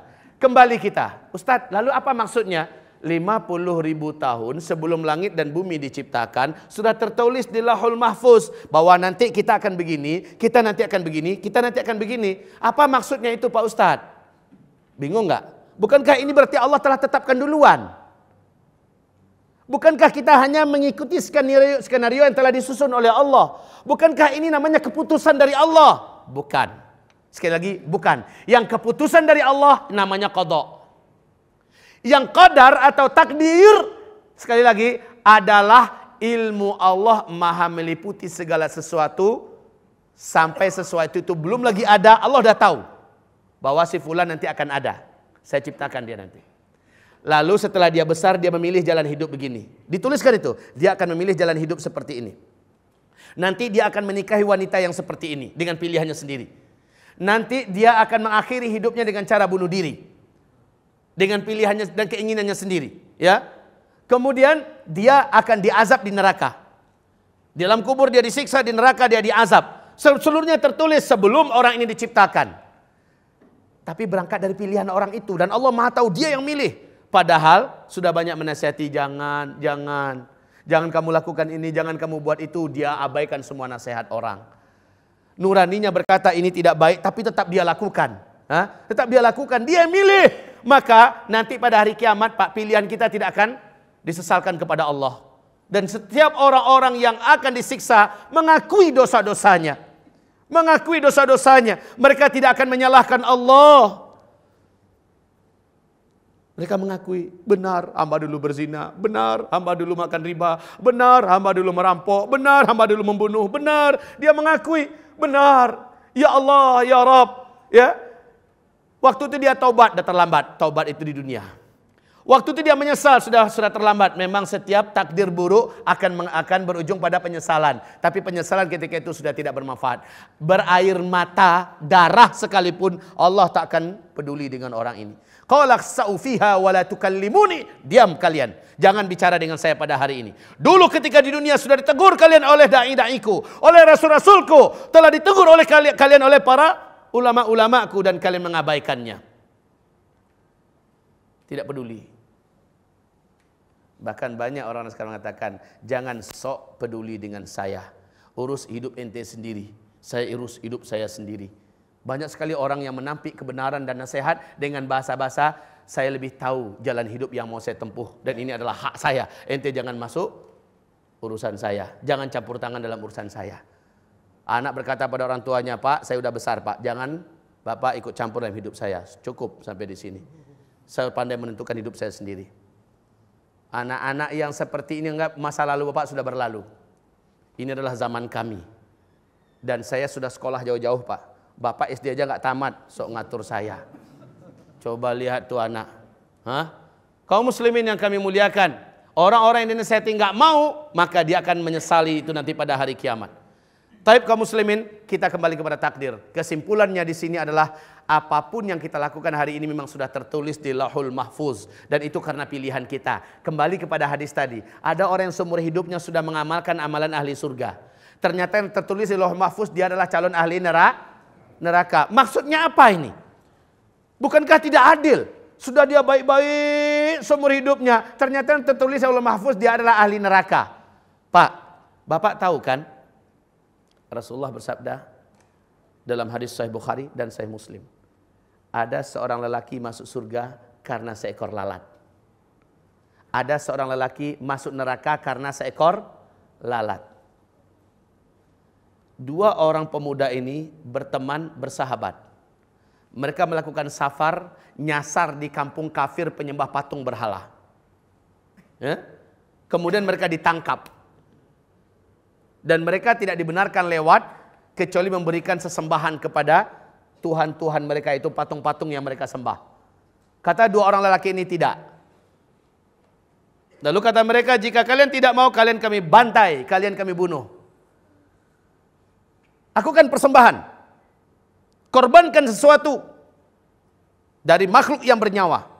Maka apa kata seorang lelaki? kalau seekor lalat saya tangkap, saya persembahkan dan saya korbankan untuk patung-patung berhala Tuhan kalian ini, saya bisa lewat enggak? Ya, boleh. Maka dia pun menangkap seekor lalat dan dia persembahkan kepada patung ini. Singkatnya hadis itu mengatakan laki-laki ini ternyata mati. Fadakhalan nar, laki-laki ini masuk neraka. Kenapa? Dia telah memberikan sesajen kurban kepada selain Allah, dan itu syirik, Pak. Syiriknya syirik besar. Dengan keinginannya, dengan pilihannya sendiri dia lakukan itu, maka dia mati dalam keadaan seperti itu. Sementara yang satu lagi, sekarang giliran ente, enggak mau gitu. Kalau ente tidak mau, ente mati. Di tangan ente saya mati, tidak di tangan ente pun saya juga akan mati, dan mati saya tetap pada jadwalnya. Menyembahkan, mempersembahkan sesuatu dari makhluk hidup, maka itu hanyalah untuk Allah, dan itulah bentuk ibadah, dan saya tidak akan beribadah kepada Tuhan-Tuhan ente itu, patung-patung itu. Jadi ente memilih untuk menolak? Iya. Ente kami bunuh? Silakan. Dibunuh, masuk surga kata Rasulullah. Coba dengan pilihannya laki-laki ini, dia mempertahankan akidahnya, dia masuk surga. Yang tadi dengan pilihannya dia mempersembahkan seekor lalat kepada patung-patung dan berhala, dan dia mati, dia masuk neraka. Ini pilihan, Pak. Ini pilihan. Apapun pilihannya, maka Allah Maha tahu itu. Dengan dipilihannya sendiri, dia mengamalkan amalan ahli neraka. Dengan pilihannya sendiri, dia mengamalkan amalan ahli neraka.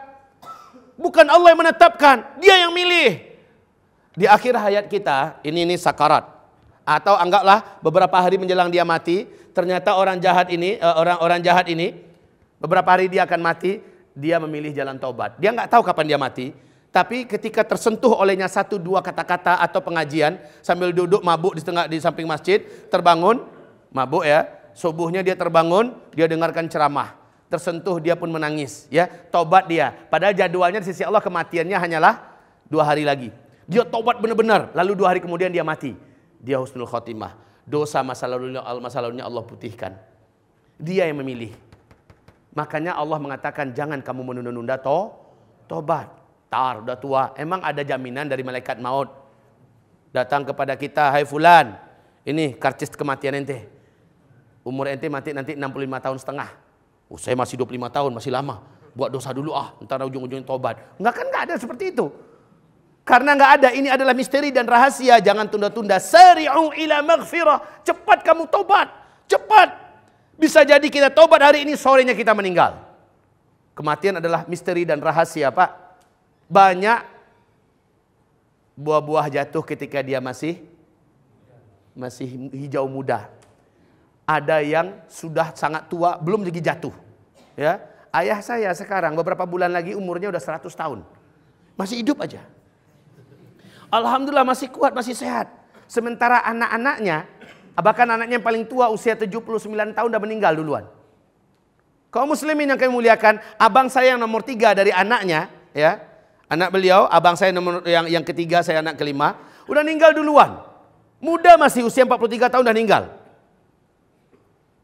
Coba lihat kaum muslimin, betapa banyak kematian ini dimisterikan, dirahasiakan oleh Allah Subhanahu wa taala. Jadi ketika Allah mengajak ayo tobat, sebenarnya itu adalah sebuah ajakan misterius.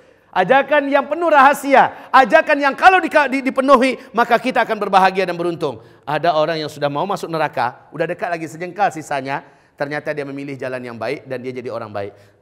Kayak orang yang tadi yang minta izin pada Nabi perang bersama Nabi, ya. Nabi izinkan setelah masuk Islam dulu, masuk ente Islam dulu. Coba kalau sempat setelah perang, kan gitu katanya tadi kan? Setelah perang aja ya Rasulullah saya berislam. Kata Nabi tidak. Islam dulu baru ikut berperang dengan kami. Maka dia pun menyatakan Islamnya dan dia terbunuh dalam perang itu. Ya kan? Masuk surga. Sekali lagi apa yang akan terjadi ini dengan pilihannya Allah Maha tahu. Lalu itulah yang dituliskan oleh Allah di Lauhul Mahfuz. Itu yang dituliskan oleh Allah. Lalu yang beda ini Allah Maha tahu. Dengan pilihannya sendiri dia mau dengan wanita kafir. Dan dia pindah ke agama wanita kafir itu demi bisa menikahinya. Padahal umurnya sudah nggak lama. Dengan pilihannya sendiri. Lalu dia menikah dengan wanita kafir itu dan dia meninggal beberapa saat setelah mereka menikah. Kesenangan sesaat, lalu dia kafir, su'ul khotimah, masuk neraka. Coba lihat Pak. Pilihannya sendiri. Inilah yang dituliskan di Lauhul Mahfuz. Sekali lagi Allah tidak bisa disalahkan dalam hal ini. Kan ente yang milih. Ente yang milih. Seorang ustadz di kabupaten 50 kota. Di bulan Ramadan, dia ceramah mengatakan jangan putus asa dari rahmat Allah. Jangan putus asa dari rahmat Allah. Ini isi ceramahnya. Namanya ustadz, tiap malam ganti-ganti masjid.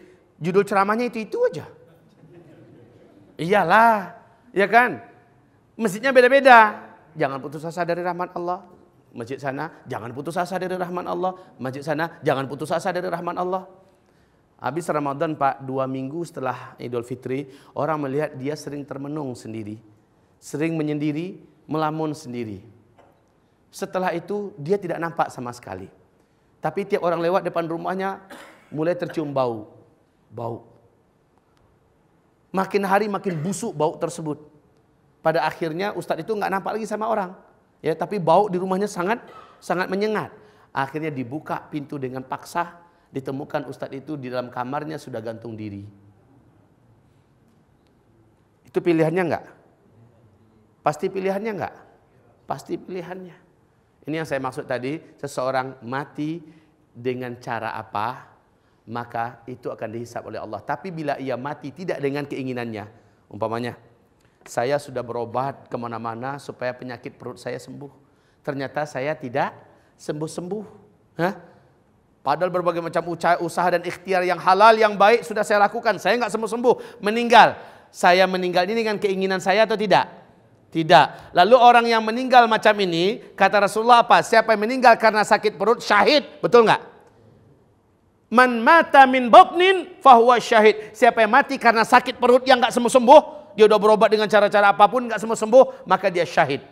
Siapa yang mati karena penyakit di kepalanya, dia udah coba berobat dengan cara-cara yang baik, kemana-mana nggak sembuh-sembuh, maka dia syahid. Siapa yang meninggal dunia karena tenggelam, emangnya tenggelam keinginan dia? Kan enggak kan? Setelah tidur datang tsunami, tenggelam. Iya kan? Syahid. Siapa yang tenggelam min hadam, siapa yang meninggal karena benturan, karena himpitan, min gharaqin, karena dia adalah syahid. Kita di atas pesawat nih, ya. Kita di atas pesawat mau pergi haji, mau pergi umroh, atau mau pergi ke Jakarta, mau silaturahmi ke anak-anak keluarga di Padang, di kampung, pesawatnya hancur di atas. Pesawatnya nabrak bukit, nabrak gunung. Orang yang meninggal di sana yang muslimnya syahid. Syahid. Karena bukan keinginan dia. Beda kalau keinginannya. Padahal itu diharamkan oleh Allah Subhanahu wa taala dengan cara mengakhiri hidupnya. Rasulullah SAW melihat dengan para sahabat ada onggokan mayat. Kemudian sahabat menarik seorang daripada kalangan mereka. Seluruh tubuhnya penuh dengan luka-luka. Apa kata para sahabat? Alangkah indah kematiannya, alangkah indah syahidnya. Kata Rasul, tidak, dia ahli neraka. Ya Rasulullah, seluruh tubuhnya sudah hancur seperti ini di medan perang. Engkau katakan dia masuk neraka? Iya, kata Rasul. Dia tidak mampu menahan sakit yang dideritanya, maka dihunjamkannya belati ke tubuhnya dan dia telah mendahului Allah Subhanahu wa taala dan keputusan, maka dia bunuh diri, dia di neraka, kata Rasul. Coba lihat. Padahal kalau dia sabar, Pak, dia tetap mati pada jadwalnya. Sabar ini yang kurang. Karena kita kurang sabar, akhirnya kita sering mendahului Allah Subhanahu wa taala. Inilah dia penyampaian kita pada malam hari ini. Dapatlah Bapak bedakan, Bapak jangan lagi meratapi takdir, karena takdir semua yang kita rasakan adalah sebuah akibat daripada pilihan kita. Apa yang Bapak lakukan hari ini, takdir Bapak ke depan itu jelas. Lihatnya dari sekarang. Bapak memilih sungguh-sungguh, insya Allah takdir Bapak ke depan Bapak mendapat. Man jadda wajad. Jadi hukum sebab akibat, hukum kausalitas, ya. Sebabnya ini, akibatnya pasti begini. Maka yang akibatnya seperti itu, itulah takdir. Baik, mudah-mudahan ini dapat dipahami. Maka tidak ada lagi orang yang boleh mengatakan inilah nasibku, udah takdirku diputuskan Allah begini. Takdir ente yang buat. Takdir ente yang pilih.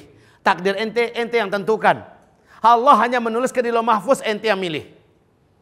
Makanya kaum muslimin, anak kecil, sekali lagi saya katakan, anak kecil tidak akan dihisab karena dia tidak bisa memilih dan menentukan. Tapi orang macam kita dihisab nanti pada hari kiamat. Kenapa nggak mau sholat? Kenapa tidak mau puasa? Kenapa tidak mau berangkat haji? Pak Ustadz, haji itu maha bana kini kong. Lamulo cielai. Awak biarlah gaya sebeko Pak Ustadz. Yang nggak paham saya terjemahkan. Pak Ustadz, haji sekarang ini mahal betul. Hah? Oh, haji ONH Plus. Ada kan sekarang udah bangkit lagi kebangkitan haji ONH Plus Furada. Yaitu berangkat, mendaftar tahun ini, insya Allah bisa berangkat tahun ini. Tapi mahal Pak Ustadz. $17.000, ada yang $2.500, ada yang $2.400, ada yang $18.000. Waduh, mahalnya Pak Ustadz. Ya, lalu dia menolak, padahal dia berduit. Dia menolak. Dia nunggu antrian. Masih mending orang yang nunggu antrian, Pak. Tapi masalahnya, emang udah ada garansi dari langit bahwa umurnya masih ada 5-10 tahun yang akan datang. Dia adanya rezekinya sekarang, dia ada duitnya sekarang, dia ada sehatnya sekarang, ya. Yang pasti sekarang, harusnya sekarang dia bersiap-siap berangkat ke sana. Korbankan duit yang dicari itu memang untuk menyembah Allah, menjalankan perintah Allah. Sudah saatnya berzakat, bayar zakat, jangan tunda-tunda nanti. Ya, waktunya, ada waktu zuhur masuk, waktu zuhur itu dikerjakan. Jangan tunda-tunda, entar. Waktu asar masuk, sudah kewajiban sholat asar. Yang zuhur tadi udah lewat. Begitu Pak, saya khawatir kita menunda sebuah kewajiban yang hari ini sudah kita punya kemampuan, lalu akibatnya kita akan merasakan akibat tundaan itu ketika kita meninggal, maka kita berhutang dengan Allah Subhanahu wa taala. 3 kelompok manusia kata Nabi yang aku tahu pada hari kiamat, mereka paling duluan masuk neraka. Yang nomor 2-nya dari yang 3 itu, nomor 2-nya adalah dzu sarwatin min mal la yuaddi haqqallah min malih. Orang yang punya kelebihan harta dan dia tidak menunaikan hak Allah dari hartanya. Hak Allah dari harta kita apa? Yang pertama keluarkan zakatnya. Yang kedua, laksanakan haji sekali seumur hidup. Yang ketiga, keluarkan infak dan sedekah untuk membantu dan membela agama Allah Subhanahu wa taala dan untuk perjuangan dan untuk menyantuni para fakir miskin dari hamba-hamba Allah. Ini hak Allah dari harta kita. Enggak kita keluarkan. Orang yang paling pertama masuk neraka itu mereka. Nah, ini kaum muslimin yang kami muliakan. Jadi setelah kita dengarkan ini semua, oke, berikutnya Bapak Ibu dapat melihat diri Bapak mau di surgakah atau mau di nerakakah. Sudah ada tempat kita masing-masing, penentuannya itu di sini. Penentuannya di dunia ini. Maka pilihlah takdir Bapak. Takdirnya ada di surga, hari ini pastikan. Takdirnya di neraka juga dapat kita lihat hari ini. Fa amma man khafa maqama rabbih wa nahan nafsa 'anil hawa fa innal jannata hiyal ma'wa. Siapa yang takut kepada Allah dan dia tahan hawa nafsunya, dia mengikuti ajaran agamanya, maka dialah orang-orang yang akan menempati surga yang telah dijanjikan Allah untuknya. Fa amma man tagha wa athara al hayatad dunya fa innal jahima hiyal ma'wa. Siapa yang melampaui batas dan mengikuti hawa nafsunya, maka neraka jahimlah yang akan ditempatinya. Coba lihat itu semuanya adalah pilihan kita, yang mana kita pilih. Cukup sampai di sini. Bila ada yang mau diskusi, mau bertanya jawab, saya kasih waktu mungkin hanya dalam sampai 9 kurang seperempat. Silakan kalau ada yang mau bertanya tentang tajuk atau tentang tema yang kita angkat sekarang. Di luar tema ini saya tidak layani. Silakan kalau ada pertanyaan. Iya, silakan Pak. Bismillahirrahmanirrahim. Saya melihat dari kasus tadi yang penabrakan. Kalau yang ditabrak itu adalah takdir, yang menabrak itu apakah dia termasuk takdir menabrak? Sementara dia dalam menjalankan kendaraannya dalam keadaan apa ya? Apakah itu merupakan takdir itu, Pak? Innamal a'malu binniyat. Selama dia melakukan dengan niat, maka itu adalah takdirnya. Dengan niatnya ingin membunuh orang, lalu mati orang itu, berarti itu adalah pilihannya, ya kan? Dan dia akan dihukum. Hukum itulah takdirnya. Oke Pak? Dengan niatnya, makanya kalau istilah polisi kan ada cara menelusuri orang ini dengan sengaja atau tidak, dengan direncanakan atau tidak, kan begitu kan? Kalau ternyata disengaja, direncanakan, hukumannya jelas, berlapis dan begini, ya kan? Pembunuhan berencana, kan begitu ya disebut. Nah kaum muslimin, di sisi Allah lebih ketat lagi. Tapi kalau dia tidak punya niat, umpamanya nih, saya meletakkan roti yang saya kasih racun tikus. Rencana saya untuk tikus. Saya taruh di dapur, masuk anak tetangga ke rumah. Dia lihat roti macam ada coklat. Dia jilat-jilat coklatnya, padahal itu racun. Anak orang berbusa mulutnya, mati. Keluarga ini nggak boleh dihukum Pak. Dalam agama dia termasuk khata'. Termasuk khata', melakukan sesuatu tidak sengaja. Atau saya kan hobi berburu Pak. saya bawa panah dan saya lemparkan panah saya. Tujuan saya adalah kijang atau kelinci. Ya, ternyata meleset anak panah saya. Ada orang di balik semak sedang BAB. Tembus lehernya, mati Pak. Lah kan saya nggak sengaja. Ketika saya nggak sengaja, di sisi Allah saya tidak pantas dihukum dan memang tidak akan pernah dihukum. Di sisi dunia saya cukup membayarkan diah saja. Ya Pak ya. Tergantung niatnya. Baik. Nah, untuk orang yang lagi BAB tadi, yang tembus anak panah, ya, itu namanya qadha. Itu namanya qadha, keputusan sepihak dari Allah. Gitu. Dia tidak akan ditanya kenapa ente matinya tembus panah di leher. Allah nggak akan tanya. Padahal niatnya cuma mau buang air. Silakan kalau ada pertanyaan yang lain. Silakan kalau ada pertanyaan yang lain. Ada yang mengatakan, Pak, udah takdir saya ini anaknya bodoh, saya ini orangnya pelupa. Udah takdir saya. Syekh Majdi, ya, Syekh Majdi, seorang profesor, ahli dalam masalah bisnis dan perusahaan besar yang dikuasainya. Dia adalah Majdi Abdul Ubaid ini apa namanya ini. Tapi Syekh Majdi ini, dia membuktikan Pak, orang yang merasa dirinya selama ini bodoh, ternyata didongkrak dengan doktrin-doktrin yang ilmiah. 5 hari lama training bersama beliau. Di berbagai negara udah dibukanya training itu, membuktikan otak manusia ini dahsyat. Ya, orang yang selama ini mengaku dia pelupa, orang yang selama ini mengaku dia bodoh dari kecil, memang dia tidak berprestasi, hafalannya lemah segala macamnya, setelah didongkrak, dihancurkan semua belenggu-belenggu dan doktrin sesat yang membelenggu ke kejeniusan otaknya. Setelah dihancurkan itu, maka di hari keempat disuruh mereka ngafal Quran. Seluruhnya dari 500 peserta Pak, 80% sanggup menghafal Al-Quran 1 lembar. Berarti 2 halaman hanya dalam 7-8 menit, padahal mereka bukan orang Arab. Padahal sebelumnya mereka mengatakan dirinya pelupa. Dia udah tua, dari dulu dia tidak berprestasi, dia lemah ingatannya. Ternyata setelah dihancurkan semua doktrin-doktrin salah itu, muncul kepercayaan dirinya, lalu dia menghafal. Ya, orang mereka suruh menghafal 80% Pak. Sementara 15% sanggup menghafal hanya dalam 5 menit 1 lembar. Mampu dibuktikan. Jadi sebenarnya kan kita banyak sering mengatakan saya ini orangnya bodoh, saya ini orang yang tidak mungkin jadi hafiz Quran segala macamnya. Udah takdir saya jadi orang bodoh, ya. Padahal kebodohan itu memang takdir dia. Memang takdir dia karena dia malas. Memang takdir dia bodoh karena dia malas. Saya punya teman namanya Firman, biar saya sebut namanya nggak apa-apa. Kalau ada namanya Firman sini minta maaf ya.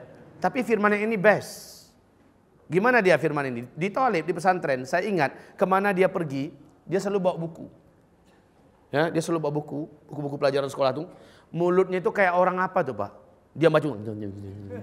Di mana dia berada? Kalau melihat kemampuannya, dia memang pelupa Pak. Lemah dia ingatannya, pelupa. Tapi karena dia rajin, dia masuk dalam 10 besar.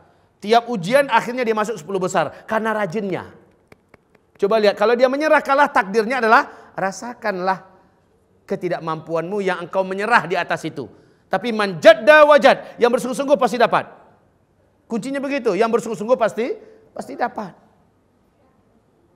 Bapak mau kaya, bersungguh-sungguhlah. Insya Allah Bapak dikasih oleh Allah. Tempuhlah jalan-jalan yang benar. Tapi sudah berusaha, kita udah berusaha, miskin aja terus, itu qadha namanya itu. Itu qadha. Memang udah jatahnya segitu. Tapi secara sunnatullah man jadda wajad. Asal bersungguh-sungguh dia dapat. Tapi saya di rumah aja, yang penting rezeki saya nggak lari kemana-mana. Lalu dia di rumah aja. Dicekek oleh Umar bin Khattab Pak. Umar bin Khattab mencekek seorang laki-laki yang kerjaannya di masjid aja. Lehernya menjulur begini. Subhanallah. Sehingga orang-orang satu kampung itu merasa kagum. Demandeh ibadahnya lagi. Zikirnya lagi. Demandeh baca Qur'annya. Nggak keluar-keluar dari masjid. Lalu Umar bertanya, di mana laki-laki itu sekarang? Di masjid anu. Lalu makan minumnya gimana? Karena masyarakat salut dengan ibadahnya, dengan zikirnya, masyarakat berganti-gantian mengantarkan makanan. Umar langsung mengambil cemetinya. Karena dia udah tahu masjid itu di mana, dia menuju ke sana. Tangan Umar tuh Pak, kalau cengkram orang dari belakang cengkramnya keluar ketemu jarinya ini di depan. Diangkatnya kamu orang macam gini yang membuat Islam malu. Kayak macam angkat kucing, Pak. Yang macam kau ini mempermalukan Islam. Inna sama'a la tumtiru dhahaba. Ketahuilah oleh kamu, langit tidak menurunkan emas. Dari langit itu tidak akan turun emas. Ini jamnya kamu beribadah di pasar. Ini jamnya kamu beribadah di luar. Bukan di sini waktunya. Jadi Umar marah kepada orang yang mengandalkan rezekiku ada di langit, dia akan turun sendiri. Subhanallah, subhanallah, subhanallah. Makanya Allah perintahkan setelah faidza qudiyatis shalah fantashiru fil ard. Kalau salat selesai menyebarlah kamu di muka bumi. Jangan terus lama-lama di masjid.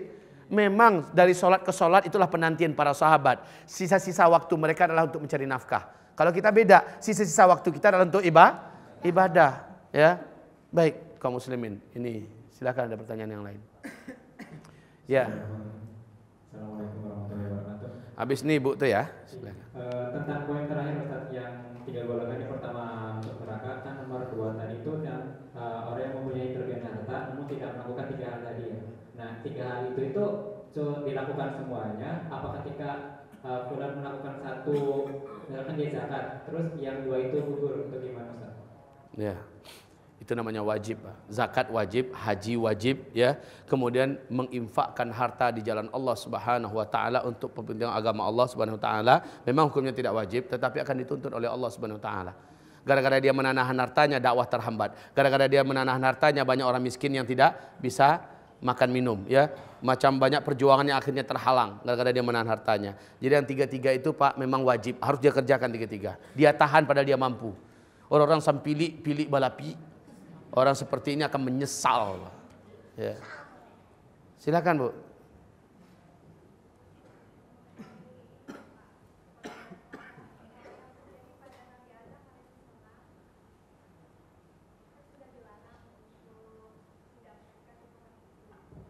Assalamualaikum warahmatullahi wabarakatuh. Assalamualaikum. Ya. Saya ingin menanyakan peristiwa yang sudah ada dalam Al-Quran yang terjadi pada Nabi Adam alaihissalam.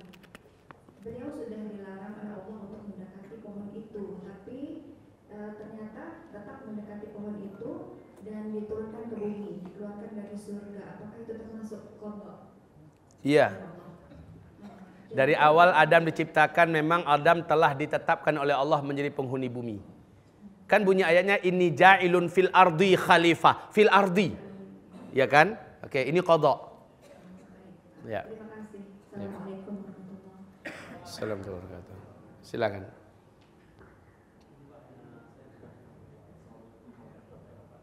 Assalamualaikum.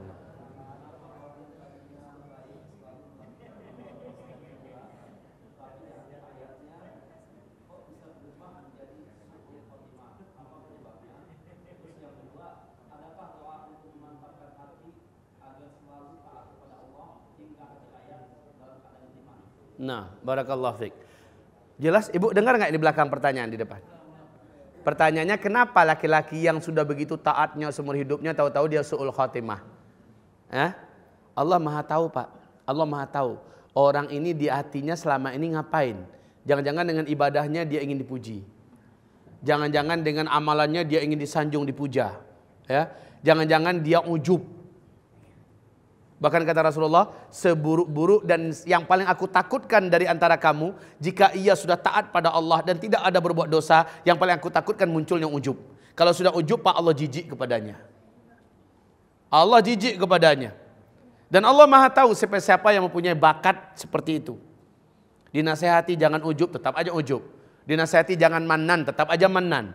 Ya, suatu saat saya akan sampaikan sini antara riya, ujub, manan. 3-3 ini akan saya sampaikan nanti insyaallah taala, ya.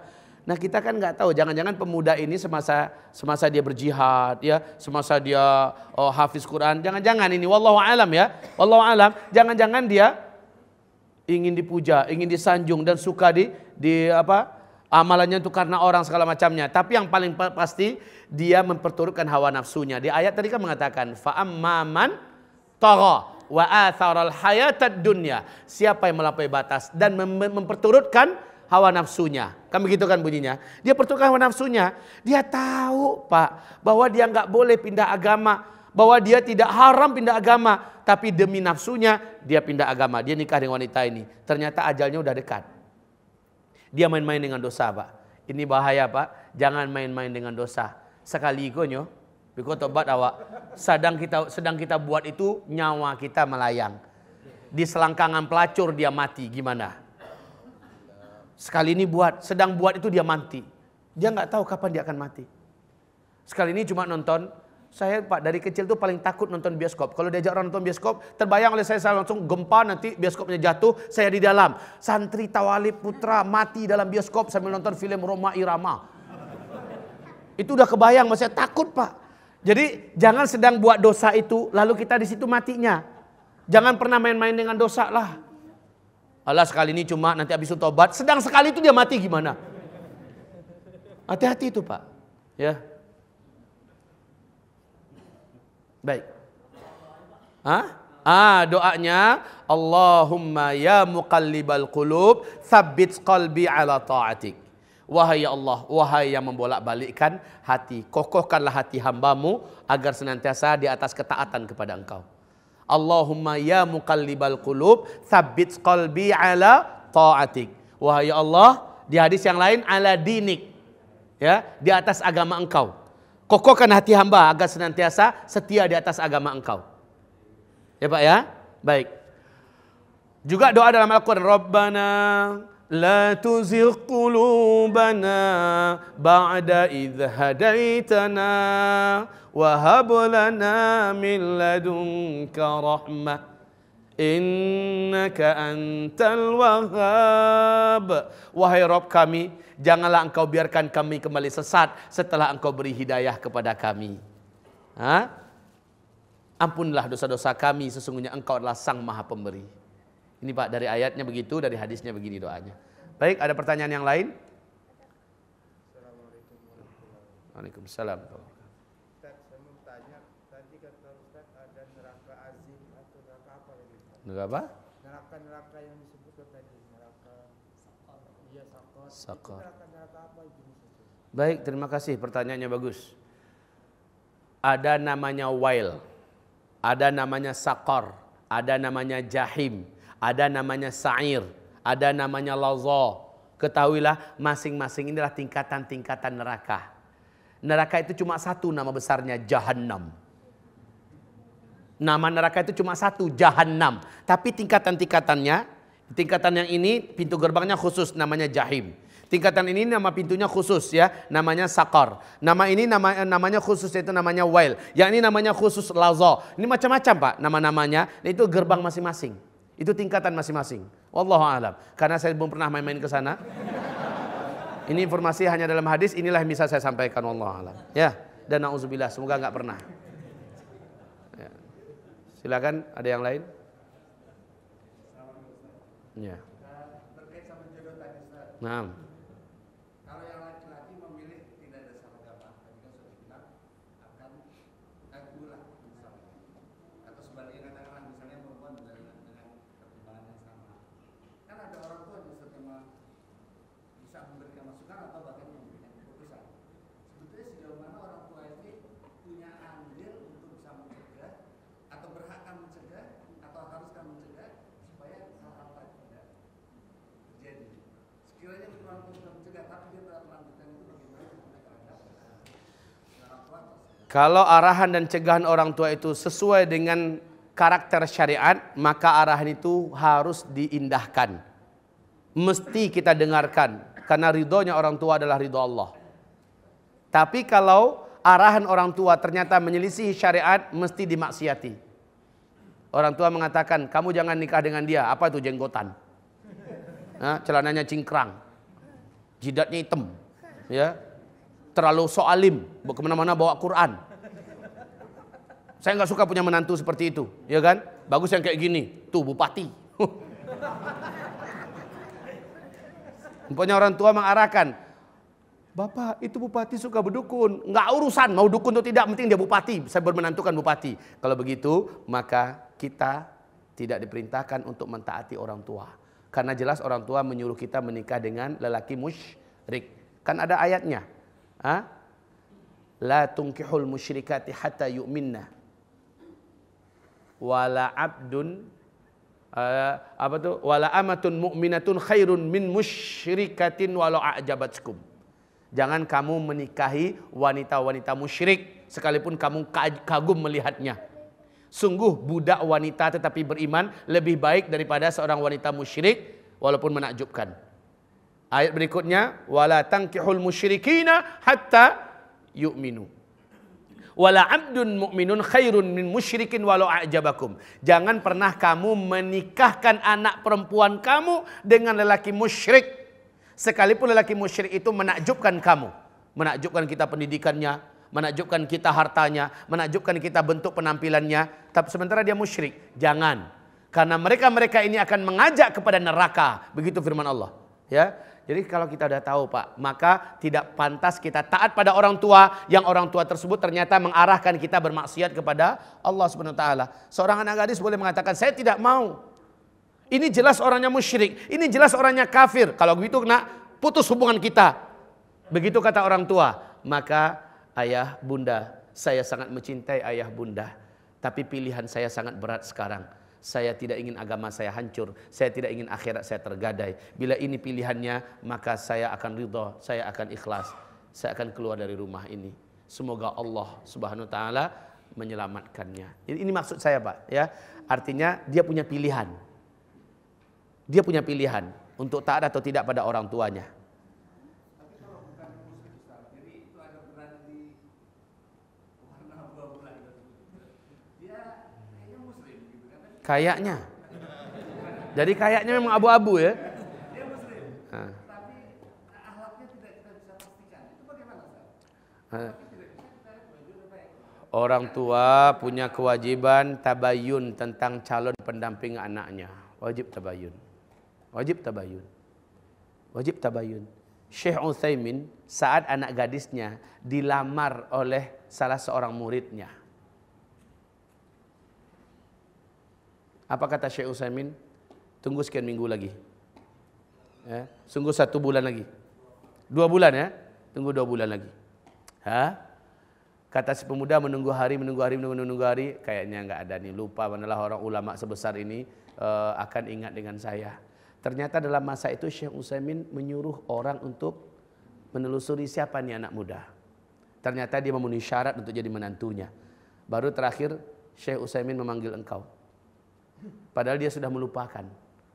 Ternyata dipanggil, kamu kan yang minta agar kamu dinikahkan dengan anak gadis saya. Betul Syekh, kamu diterima. Masya Allah. Setelah ditabayun, jadi kewajiban orang tua adalah tabayun. Ya, telusuri, ini cek and recheck, ini orang cocok enggak? Jangan hanya mengandalkan dia bolak-balik ke masjid, udah soleh kali nampak malu kita. Ya kan? Lihat akhlaknya, siapa teman-temannya, di mana majelis ilmunya, itu telusuri Pak. Apalagi di zaman jahil Pak, orang bisa hanya dengan baju koko, biarkan saja dagu ini selama 2 bulan nggak dipotong-potong, udah tumbuh bulu. Lalu pakai topi udah kayak ustadz dah. Padahal ketika dia buka baju tatoan. Bisa jadi seperti itu. Ya kan? Baik. Ya, silakan. Ini terakhir ya, insyaallah. Waalaikumsalam.